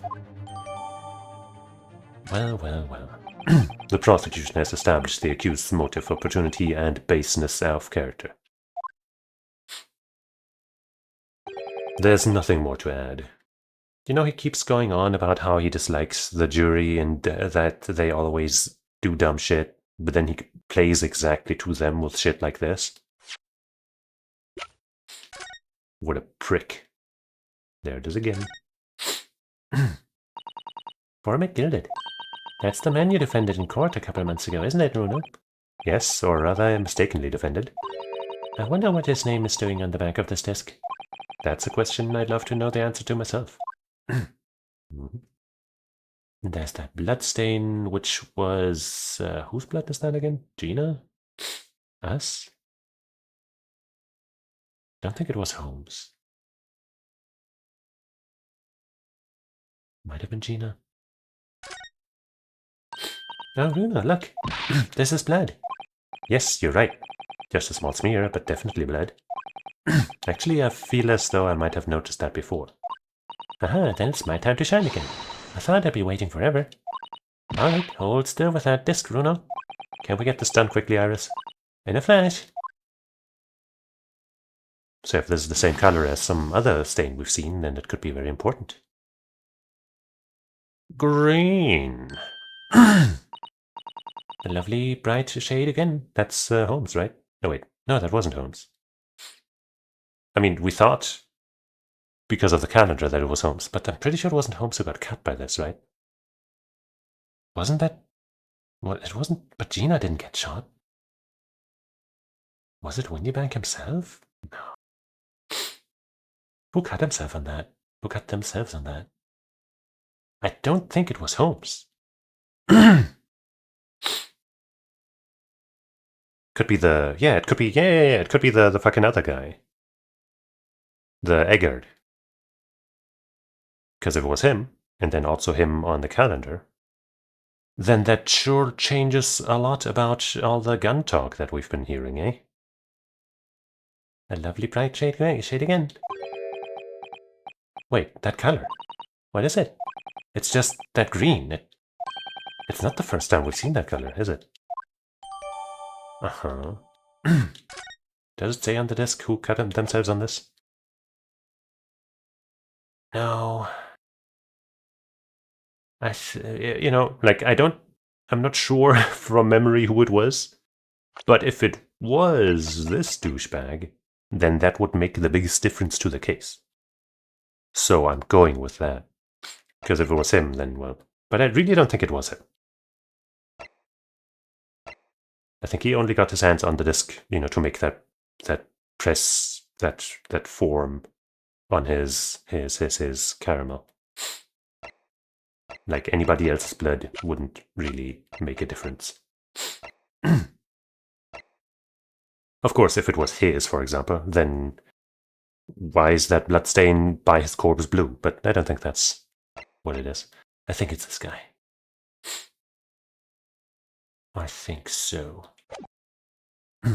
There's nothing more to add.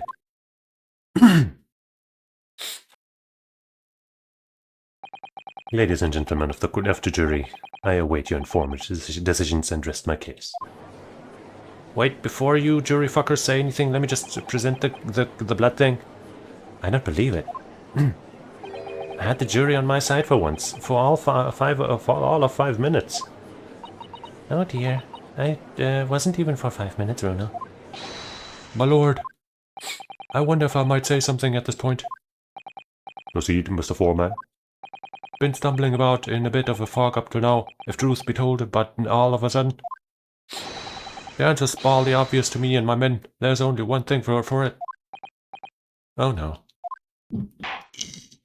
Very well. The court will hear from the jury. I'm sorry. Ladies and gentlemen, you will present your leanings as for to the defendant's culpability. You say. You say. You say. You say. You say. You say. You stupids. You dang stupids.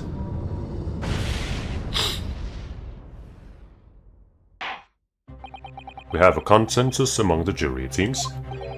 When you have eliminated the impossible, whatever remains must be the truth. That's my line. I wrote that for Shirley. How dare you use it against us? Don't worry, Iris. I don't think we're finished yet. There's still more to this case than we realize. There must be, because there's one thing that I'm absolutely certain of. Gina didn't shoot Mr. Windybank. That's beyond any doubt. Very well. We will proceed with the second summation examination of the day. Mr. Foreman, are you and the other jurors ready? Garrett Squadron is primed and ready for action, sir. Very good.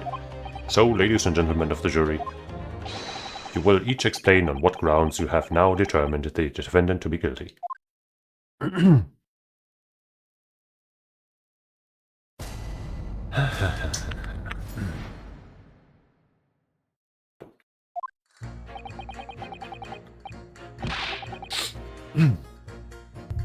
Once a rogue, always a rogue, I say. Different breed to us law-abiding citizens. Right, yeah, you would never do anything that would hinder a case in any way. There's only 2 bullets were found at the scene. I would say the whole case is done and dusted. You don't need a stereoscope to see the truth here. Every which way to look at it, it was that pickpocket. I never imagined that simple operation would cause me such grief. Once again, he is not on topic. The accused attempted to theft on the previous day. I can see I'm in for a busy day ahead. I am ballistics expert. I have seen many shootings. There is nothing I do not know about guns. Okay, sure. Yeah, just say that randomly, that's cool. It would seem there's little remaining room for doubt. I have to admit, I was rather bowled over by the arguments put forward by the chap in black.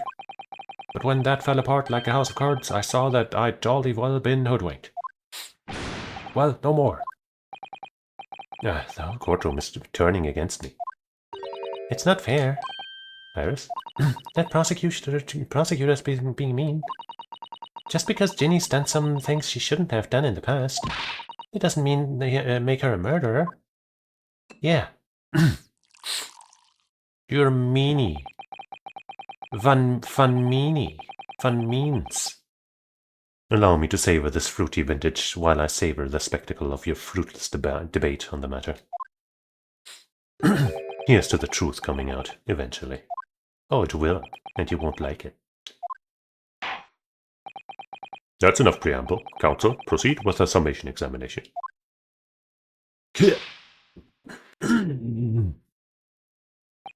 Yes, my lord.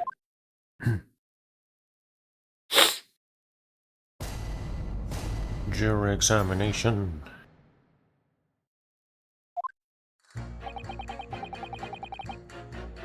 Come on, bro. Just because Miss Lestrade has a history of pickpocketing, she must be guilty of murder? Is that what you're saying? Ah, well, Are all members of the British Army so quick to judge? I beg your pardon? Are you mocking Her Majesty's Armed Forces, the greatest military organization in the world? No, I'm simply illustrating my point. Making assumptions about people because they're a soldier or a pickpocket is wrong and dangerous. Huh, well, yes, might have a point there, I suppose. But let's not forget the girl had already shown she had it in her forearm before. She's clearly a criminal sort through and through, can't deny it. When you say that she'd shown she had it in her, are you referring to this? Exactly. Tried to swipe that only a day earlier, Or am I mistaken? She actually had the right to do that. We do now know, right, that she was told by McGildet himself that she should get that thing. Or I guess, should prolong the thing. Like, she was basically the rightful owner of the ticket. She was supposed to prolong the, the pawn keepage or whatever. But since she knew the guy was dead, she knew that the ownership would fall to her, right? That seems pretty rightful to me. No thievery detected. Not exactly. Given that I was actually there at the time, it's hard to refute that. I've never actually seen the real thing. I can't wait to have a closer look at it. Oh yes, of course. We already did. My Mr. Holmes did use his caramel bars to make a copy of the disc, didn't he? And then ordered every type of music box he could find from across Europe. We still don't know what tune it plays though, do we? But I'd love to see how the original compares to Shirley's copy. McGillet's disc. Could it be a clue somehow? Perhaps we should examine it in more detail. Way ahead of you. 2 bullets. It's the number of bullets that has you to be convinced. Only 2 bullets were fired, and 2 guns that fired them have been examined by the police. When the parlor maid asks me how many are invited for dinner, I always tell her to count the table settings. Well, that's logical, I suppose. Although... Yes? Sometimes after dining, crockery does go missing. 1 or 2 guests rather like the fine china. Does your employer dine with thieves? So I suppose. If there was another bullet somewhere, of which we were unaware, I'd have to reconsider my position. Well, if only I could present what I was thinking. A 3rd bullet somewhere on the scene. Could that be possible? I don't think there's a 3rd bullet.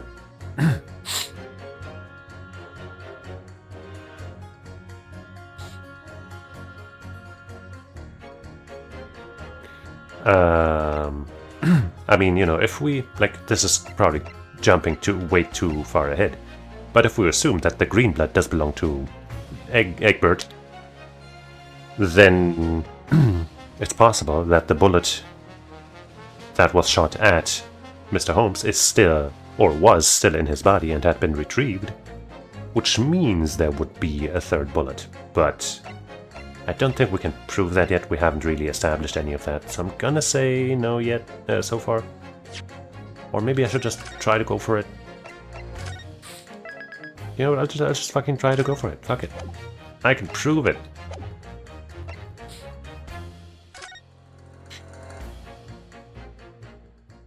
Allow me to show you then the 3rd bullet. Well, I mean, okay, if you ask like that, if you don't give me any method to do it with, then I feel like I don't think that's gonna work out for any of us.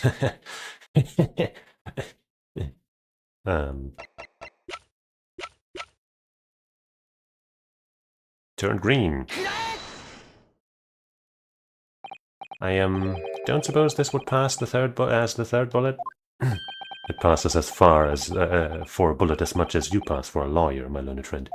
So it passes very well. Coming from you, I'm going to take that as meaning not much. In no way does it resemble a bullet, if that helps your understanding of my last remark. Counsel, at the very least, I would expect the evidence you present to be of the correct form. It's been a long day. I kind of want to reload because I was pretty sure that wasn't right, but... Okay, fuck it.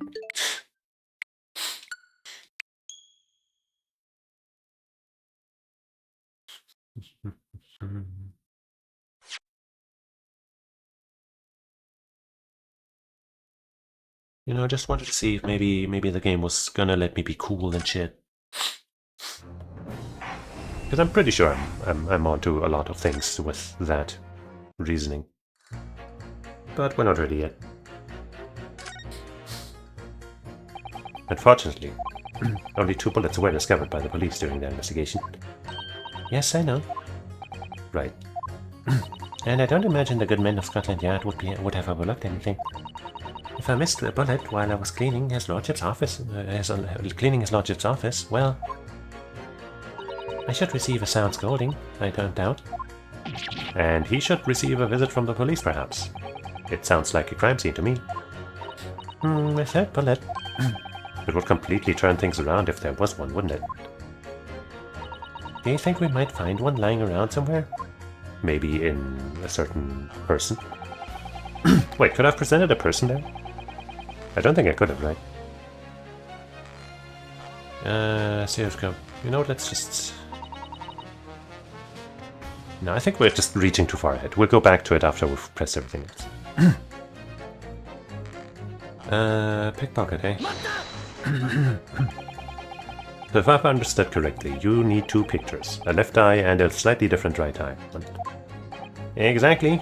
Then you can see the scene in 3 dimensions. Like this. So if we have 2 bullets, I don't suppose you can see anything useful with them? I think you'll find that no matter how much you squint, the truth of the situation always looks the same here. The only person who could have shot the victim is that girl in the dock. How can you be so sure of that? Think about it. The Skulkin brothers shot the great detective, didn't they? Yes, that's been mentioned once or twice. Or did they? Or I guess maybe they did, but also... Well then, surely it's coming into focus now, isn't it? This is a waste of time. I'm not going to change this man's mind anytime soon. Yeah, he might not be one of the ones we need to attack. Simple operation. Would you please stop muttering about things that have nothing to do with this trial, sir? The defendant's life is on the line here. Well, the thing is, I couldn't really say that it is nothing to do with this trial, to be honest. Huh? I mean, there's no question that the man was shot, but the bullet had simply vanished from his stomach. It's quite inexplicable, don't you think? A bullet? I almost don't want to ask, but the surgery you've been muttering about all this time, you were operating on... What was the fellow's name now? Herlich? No. Herlock? No. Herlock? Sherlock Holmes, by any chance? Oh, yes, good lord. It was that Sherlock fella. Let's do that. Go with that. What? You're the surgeon that operated on Mr. Holmes?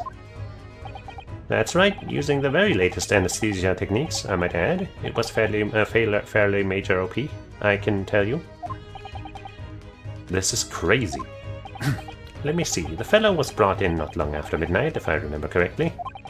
They said he'd been shot by some criminal or other, so I opened him up like a shot. But the funny thing is, I went over his insides with a fine-tooth comb and couldn't find the bullet anywhere. So I'm afraid I had to throw up my hands and just stitch the fellow back up. Hate to state the obvious, but... Yes? Surely that's because the bullet is still at the scene of the shooting. But then there would be an exit wound, right? But supposedly he would only think the bullet would still be inside him if there wasn't. Right? The counsel for the defense is correct. As is clearly shown in the photographic print. The bullet that the Skulkin brothers fired at Mr. Holmes hit him in the stomach region. Wait, no, Yunosuke is saying that. Then exited his body and lodged into the shop wall there, where the calendar was hanging by the wall. I think you'll find it's really quite simple if you just consider the problem three-dimensionally. Huh, who do you think I am, son? Well, juror number 4 is about the best I can do. As soon as I saw the wound to the man's stomach, I flipped him over. Like a pancake? Are you saying you checked his back? Of course I did, and there wasn't a trace of injury. No sign that the bullet had left the body at all. What? That's the point. The only logical conclusion was that the bullet was still somewhere in the man's innards. Which is exactly why I said about slicing him up. And I'm still none the wiser even now. How many times do I have to say it?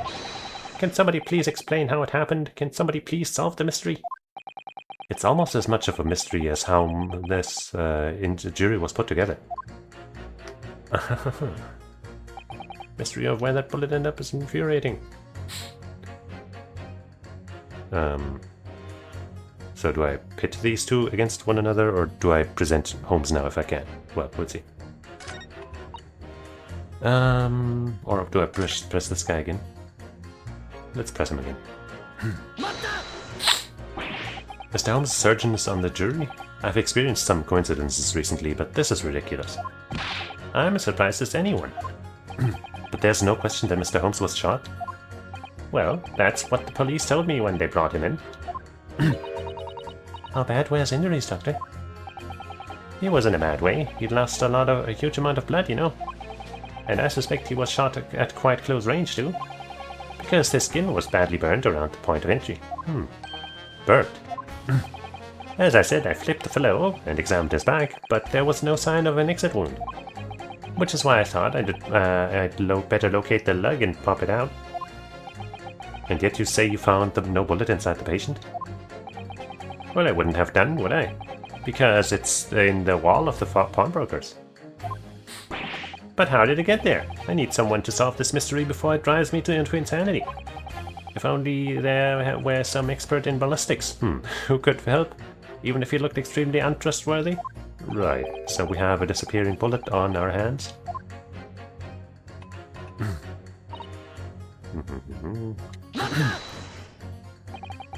What do you mean you're in for a busy day? Forgot to say stop. Do excuse me, stop. I'm a communications officer, stop. Communications officer? Does that have something to do with sending telegrams? Everything from personal messages written by members of the public to the latest news in the capital. I convert all the messages into Morse code and tap it out to the entire world electronically. To the entire world? Thousands of miles of cable under the sea, stop. Worldwide communication network, stop. Information transmitted to and from all corners of globe, stop. Ah, yes. So she was getting equally worked up around about radio waves or the like before, wasn't she?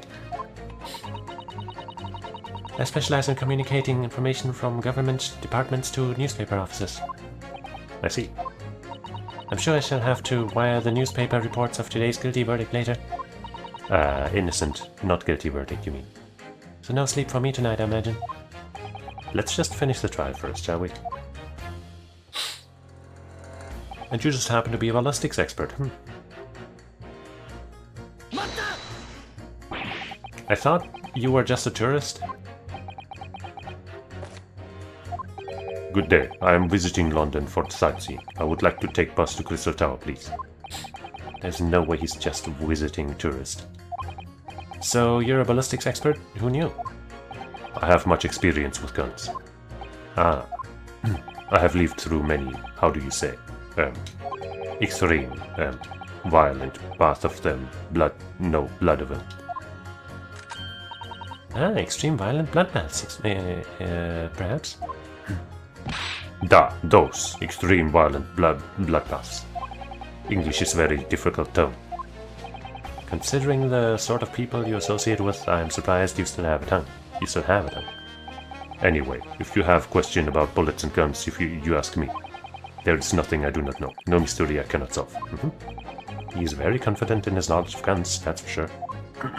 But, if possible, please, only in Russian language. He's not very confident in his knowledge of English, though, is he? No, still, we should bear it in mind. He's our man if there's a mystery about guns or bullets. Uh-huh. Van Zieks has managed to convince everyone. When you have eliminated impossible, he said, but he hasn't. If we're going to fight back, we need more material. And we have to fight back. We have to turn this trial back around again.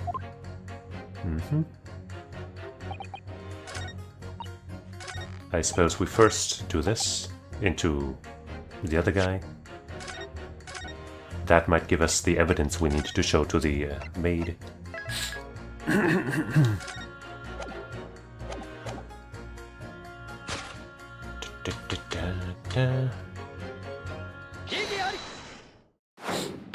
Those two statements clearly contradict the idea that all I do is pit jurors against each other. Oh, a ballistics expert. Pitting. On the night in question, Mr. Holmes was shot by one of the Skulkin brothers. But since there was no sign of an exit wound on his back, we must assume the bullet didn't pass through him. However, no bullet was found lodged in Mr. Holmes' body either. Furthermore, a bullet was found lodged in the wall of the shop where Mr. Holmes was shot. Juror number 6. Hello, my name is Whelan. Pleased to meet you. This apparent contradiction in the facts that is so clearly troubling juror number 4. Are you able to explain the mystery? I have seen very similar situation in Motherland. It was night. There was blizzard. I was running away along Mountain Road in freezing cold. Golly. The snow was piling high on both sides of the road. It was very narrow and dangerous. My pursuers had hunting rifles and they were on dog sleds. Dang. Mental note, don't ask too many questions. I was shot from behind, and I fell down in snow. And this situation is very similar to what I heard here today from Doctor.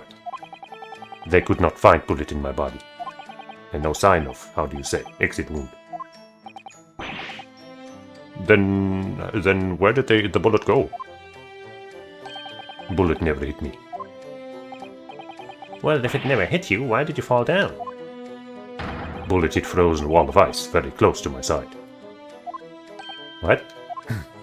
One small piece, very sharp, broke away from lump of ice and pierced my body.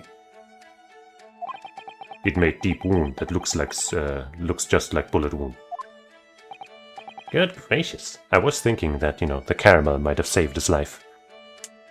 But I guess maybe he could have had multiple bars of caramel. One to save his life and one to keep the print of the disc. No, wait, the disc... Yeah, no, the disc was during the day, and then I guess he made that print.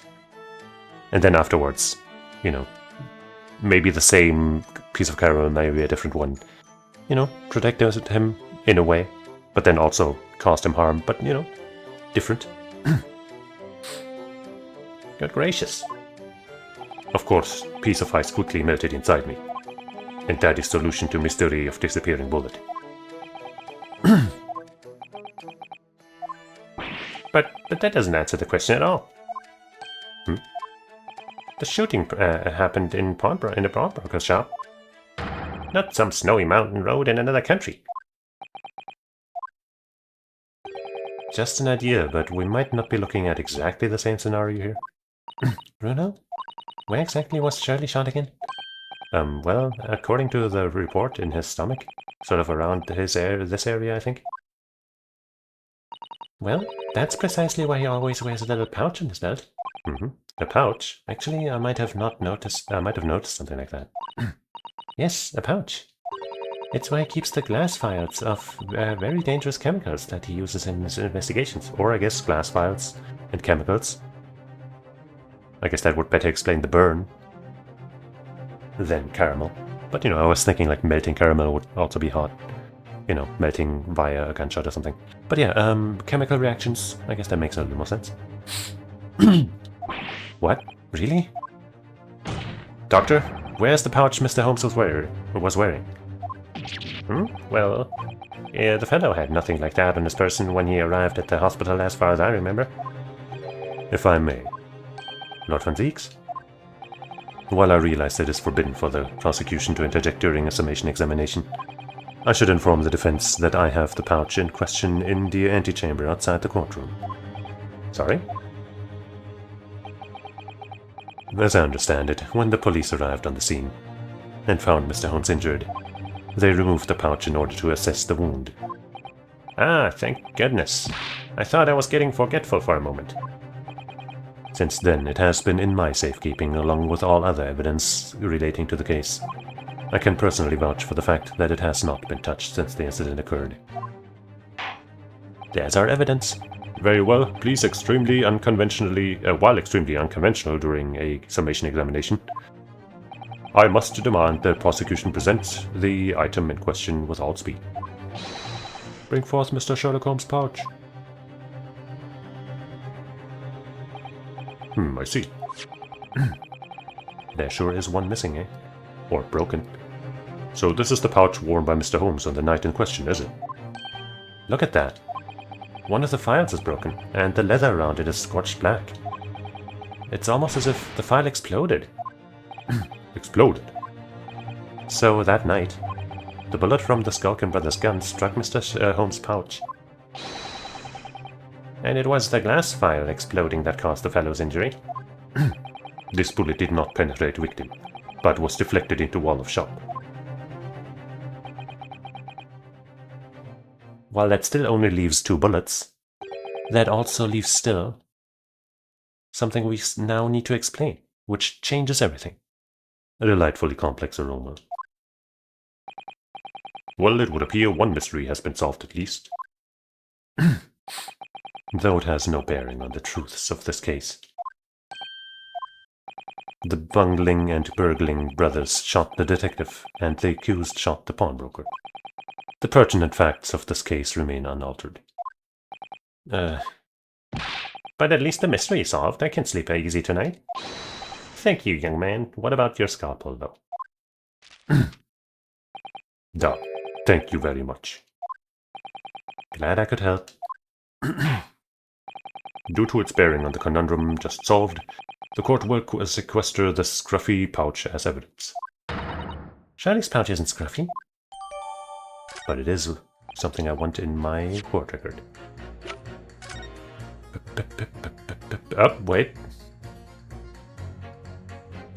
Wait a minute. This file has been smashed to pieces. Presumably this is where the bullet struck. As soon as the bullet hit the chemical in that file, there would have been a really big explosion. A big explosion? Well, Shirley's potions and chemicals are amazingly useful for the investigation work he does. But they're also quite tricky to handle. Safely, at least. They're very dangerous. Oh. I'm sure that when this fire broke, the chemical inside would have ignited. Note to self, always walk on the right-hand side of homes in the future. The left is the danger zone. Okay. Can we look at the bullet from here? It's really scorched badly just here. Oh, the strap's broken, look. This must be where the bullet hit, then. Let me see. Uh-huh. Thank you. Now we finally get a look at it. What the? Iris, look! Behind where the broken file was. Do you see it? Ah, that's the Skulkin Brothers bullet. What a stroke of luck that it hit this pouch. This is an amazing discovery. What this means is, there were 3 bullets fired at Windy Banks that night. We found exactly what the juror was out talking about. The 3rd bullet. It's time to press that juror again, I think.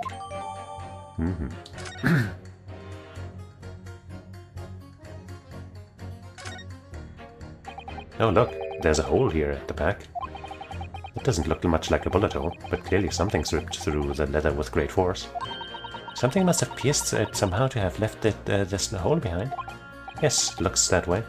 Mr. Holmes and his pouch both took a beating, didn't they? Uh-huh.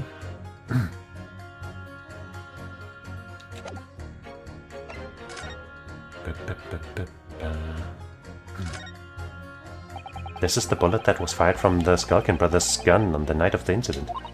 Yes, so it turns out it never actually entered Shirley's body at all. Thanks to the thick leather of the pouch he was wearing, it saved him. Shirley's always lucky like that. Well, considering what he had to go through in hospital, I wonder how lucky he really was. Oh dear, poor Shirley.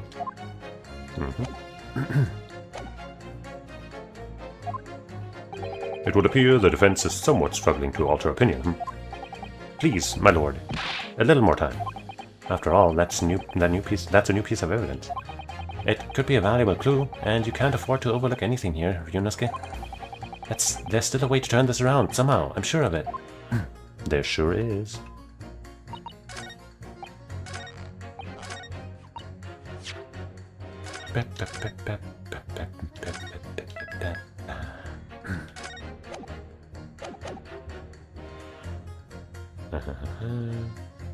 Race.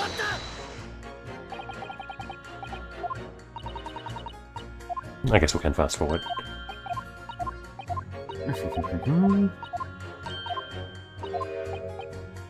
I can prove it.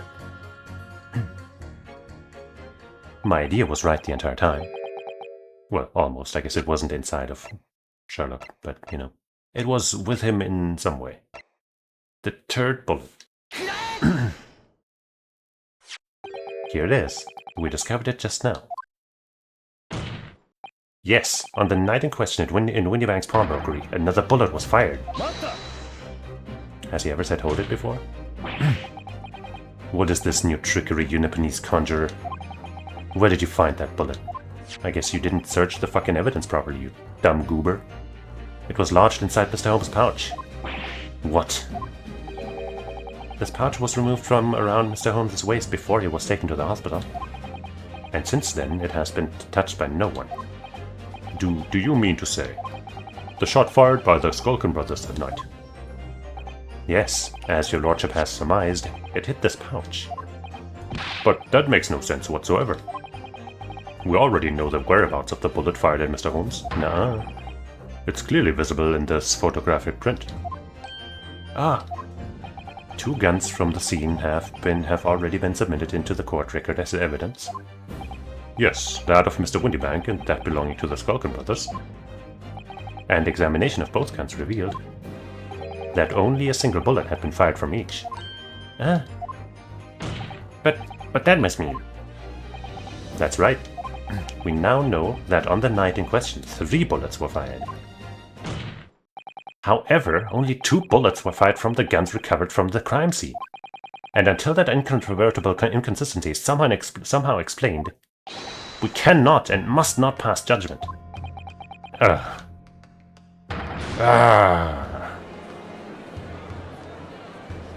Yeah, fuck you, Zeeks. Order. While this summation examination remains incomplete, the court has been presented with new facts. Facts that would appear to shake the very foundations upon which the case against the defendant has been built. As it is my prerogative in this situation, I hereby temporarily suspend the summation examination. By Jupiter! What? Bailiff, bring the witnesses back to the stand at once. Yeah. Let's go, Judge. My man. Raisin, my lad. Witnesses. Governor. Were you listening to proceedings while the defense carried out the summation examination? We was, Governor, we was. Perhaps we can dispense with this tedious preamble, simply answer this one question. A 3rd bullet has been identified at the scene of the crime. What do you make of that? Make of it, Gov? I don't make nothing of it, nothing I can dip. Is it one of yours? God blimey, Gov, God blimey, not a chance. In that case, did you have an accomplice? What? Never! The Skulkin brothers work alone. It's just the 2 of us, that's our trademark. How soon we forget poor Sulky. Only 2 of the bullets from the crime scene originated from the firearms we have in evidence. The 3rd bullet was fired from another gun. Where is it? Blimey, that's Ned Scratcher. Counsel for the defense. Yes? I should like to hear your thoughts regarding these new developments. The 3rd bullet, and the mysterious missing firearm from whence it came. Thinking back over all the testimony we've heard and all the evidence we've seen, I think I'm starting to form a picture of what really happened that night. My lord, I think it's clear what this third bullet tells us about the Skulkin brothers. They had a secret accomplice. They had another gun. It's nothing to do with them. They had an accomplice. I mean, technically, I guess it could have been that it wasn't an accomplice, but somebody who, you know, forced them to work alongside him after things accidentally went wrong for them or something. But, you know, I think it's a... You know what I'm saying? On that night at Windybank's pawnbrokery, the brothers must have been working with a third man. The witnesses are clearly doing their best to cover up the existence of this accomplice. But the evidence all points to the fact that there was someone else present, someone carrying a gun.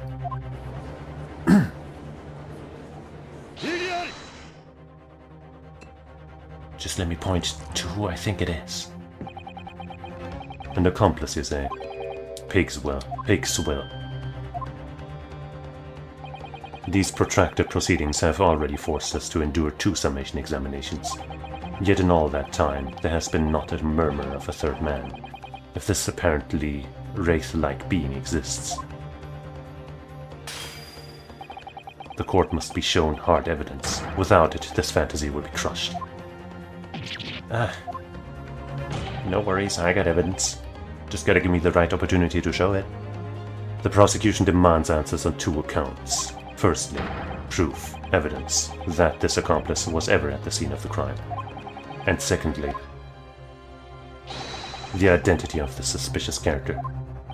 The Skulkins are lying, I know that. But how can I ascertain the identity of the person they're hiding? Well, counsel,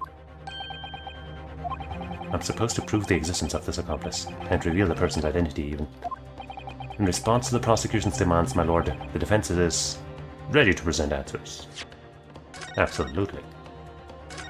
I'm just not sure if I'm supposed to present the disc or the blood file. Not file, but file, like the file with the blood samples. Anyway. The defense is ready. I believe I can provide all the answers the prosecution demands. So, my Nipponese friend, despite the swimming eyes, you seem to think you have something to say. This promises to be interesting. Yeah. I have to push forward now. There's no other option.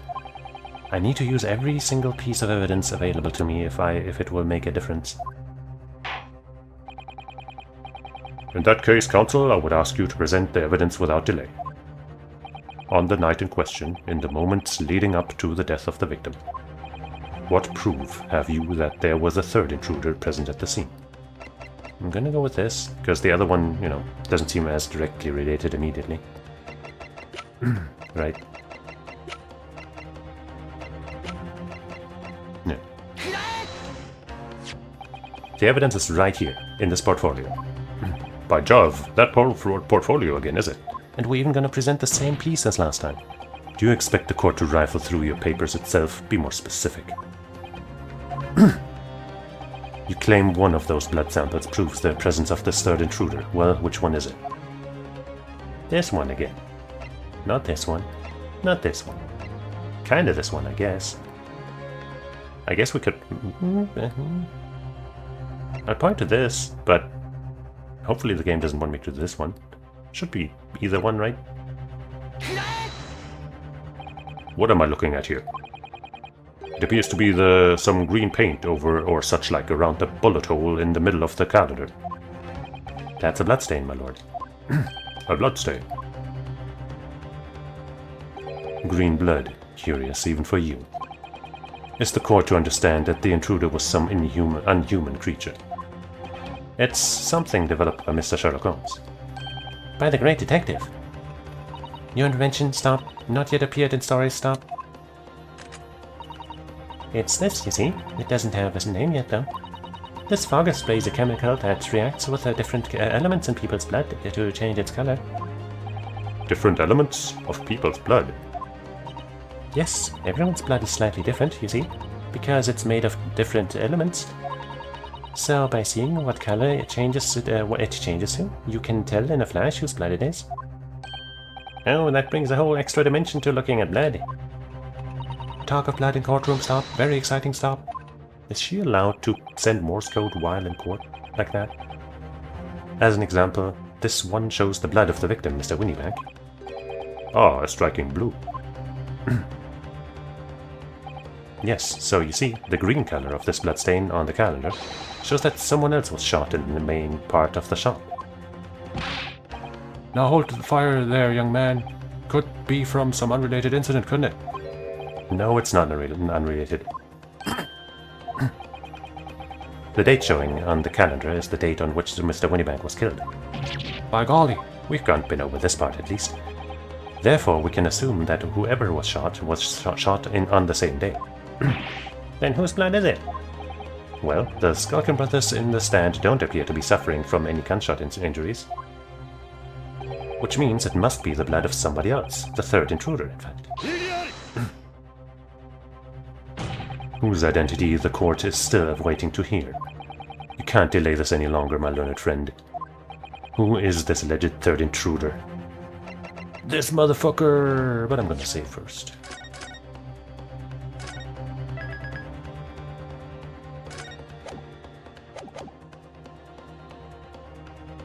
Boom.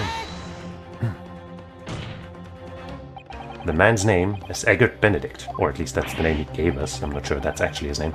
Eggert Benedict? Who on earth are you talking about, Consul? He paid a visit to Windybank's pawnbrokery on the afternoon before the incident took place. When the accused attempted to deceive the pawnbroker into releasing this article into her possession, which was no deception, and also this Eggert guy was way more deceptive. That's right. The man identified by the defense, Mr. Eggert Benedict, then attempted to take the article from the defendant by force.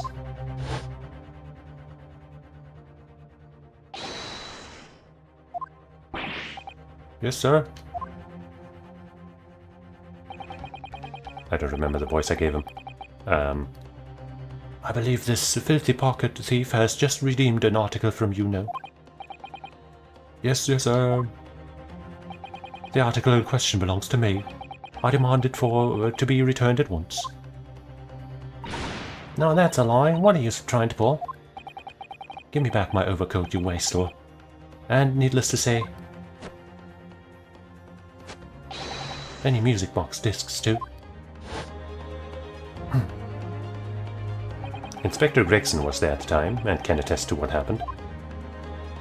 In the end, it was the inspector himself who took the disc. Can you corroborate this account, Inspector? Yes, my lord. That's more or less what happened. And in the interest of being thorough, I asked Windybank for a print showing the fellow. Nice. Taken from his red-hand recorder, Gabinzus.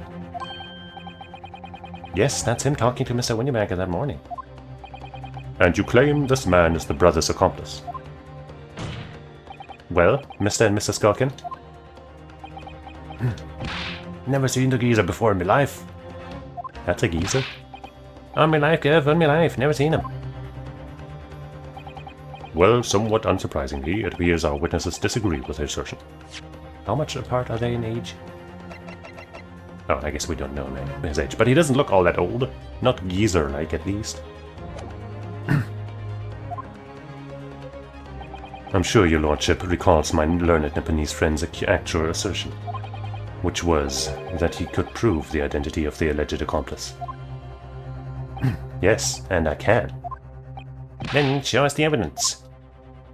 I agree. We must see proof that the clean-cut gentleman in the photograph is the filthy criminal you say he is. This is the last piece of evidence. I've had a feeling that something has been missing in this trial from the very start. But now, I'm going to drag it kicking and screaming into the courtroom. Are you ready to present your answer to the court then, counsel? Yes, my lord. The defense will present the evidence now. Proof that the man pictured in this photographic print was in fact the person struck by the third bullet. This. Well, maybe it's supposed to be this again, but this time we show the disc. But I want to go with the disc itself. I was just going to confidently show the disc, but now that I think about it, the game might be you know, it might give us the stink eye again for no good reason. But that sounds good. As I mentioned before, on the afternoon of the day in question, the defendant attempted, deceitfully, admittedly, to reclaim this disc from Windybanks. It wasn't... come on. Which is when the aforementioned Egbert Benedict appeared on the scene, I believe. This man then attempted to purloin the article from the defendant's possession, no? That's correct, my lord. I myself was present at the time. It was following this that a minor incident occurred.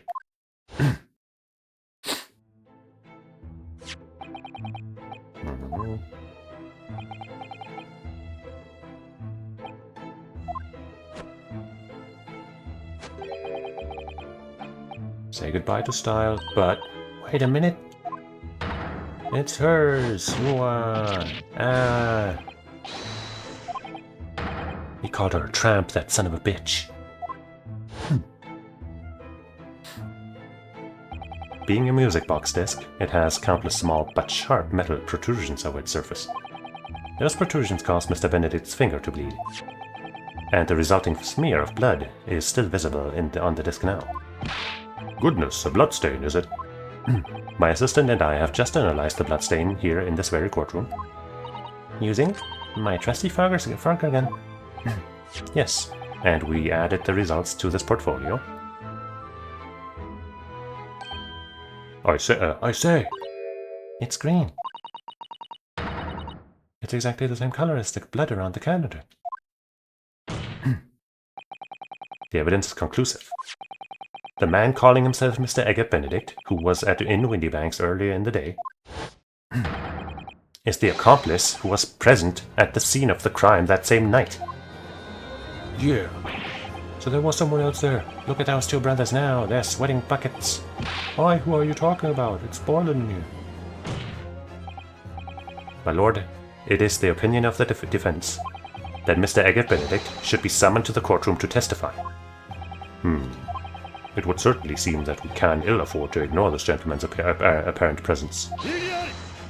Why? This has gone long enough now. This flagrant ignorance of the mechanics of law. What do you mean? I mean, yeah, I guess, you know, the point about that blood analysis thing not quite being approved by the Chan, I'd say. Sherlock Holmes, you say? Yes, I've heard that name.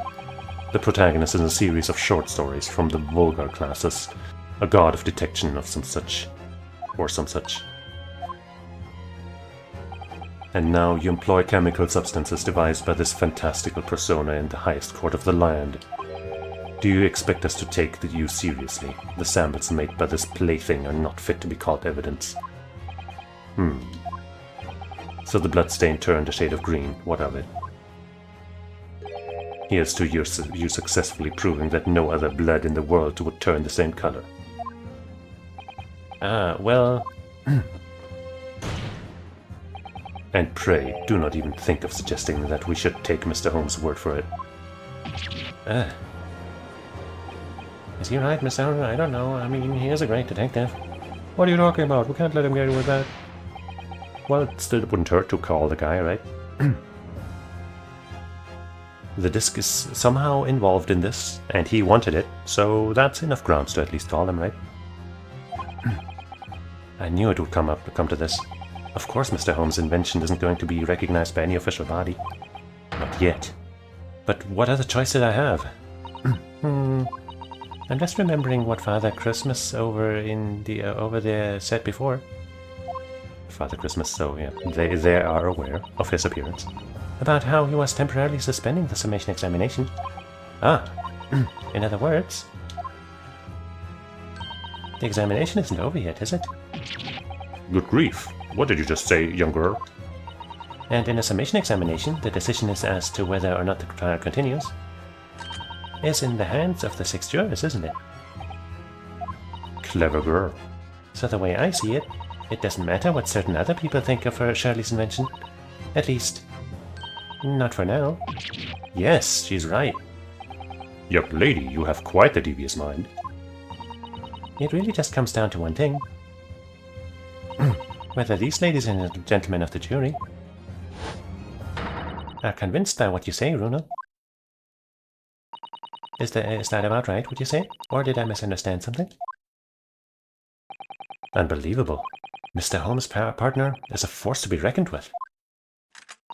Iris Watson, sharpshooter.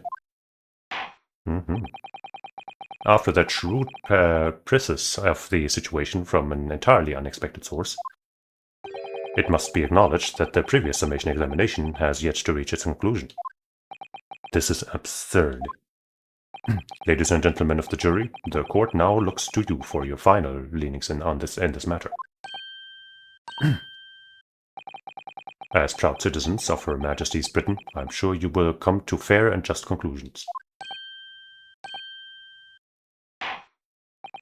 Citizens and tourists. So then state your final decisions in turn, please.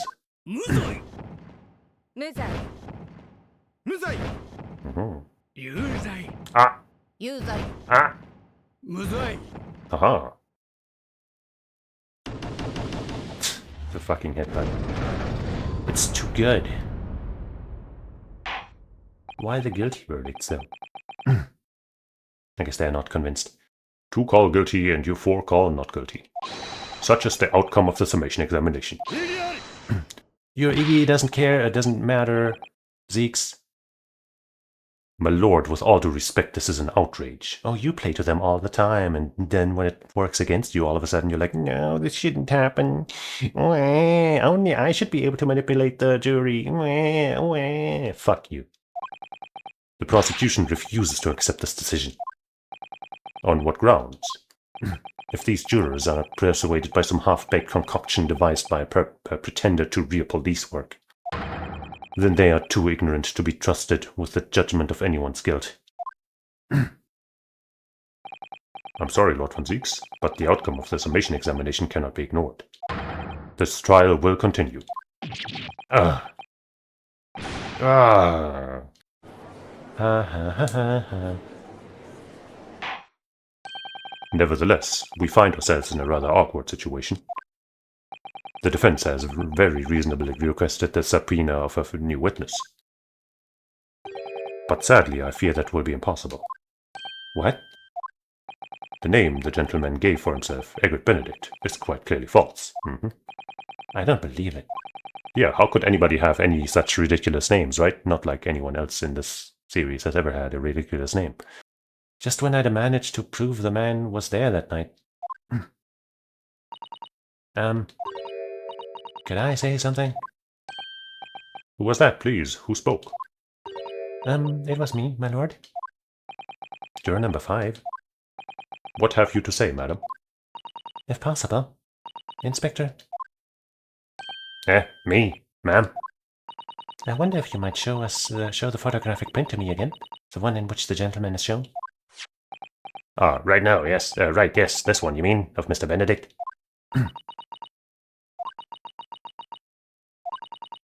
Yes. There's no doubt in my mind. Juror number 5, you don't mean to say? You know this man? Yes, I know him. What? No. Good gracious.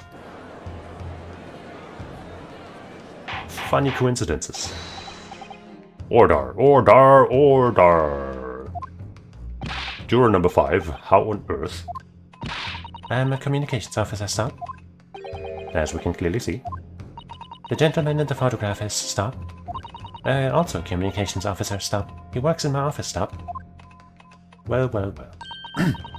A very talented operator, in fact, stop. He should be in the communication station now, stop. Tapping away on the telegraph, stop. This doesn't seem right somehow. I can't put my finger on why, but it doesn't feel right. I suppose we all imagined the accomplice would be some sort of hardened criminal. It's a bit unexpected to find out that he has a respectable job by day, whatever he gets up to at night. Yes, I suppose that's it. I suppose that's why I felt something was wrong. Is that all? If the gentleman is at London's communication station, we should be able to subpoena him within the hour. Lord von Zieks, if you please. Yes, my lord. Make the necessary arrangements with all haste. As your lordship bids. Haha, you even have to do that even though you don't want to. The court will recess for 1 hour.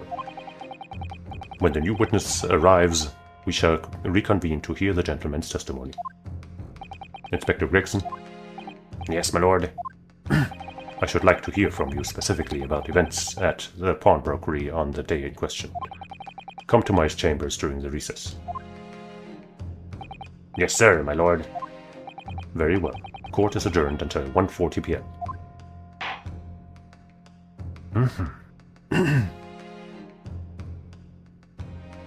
Da-da-da-da. Dun, dun.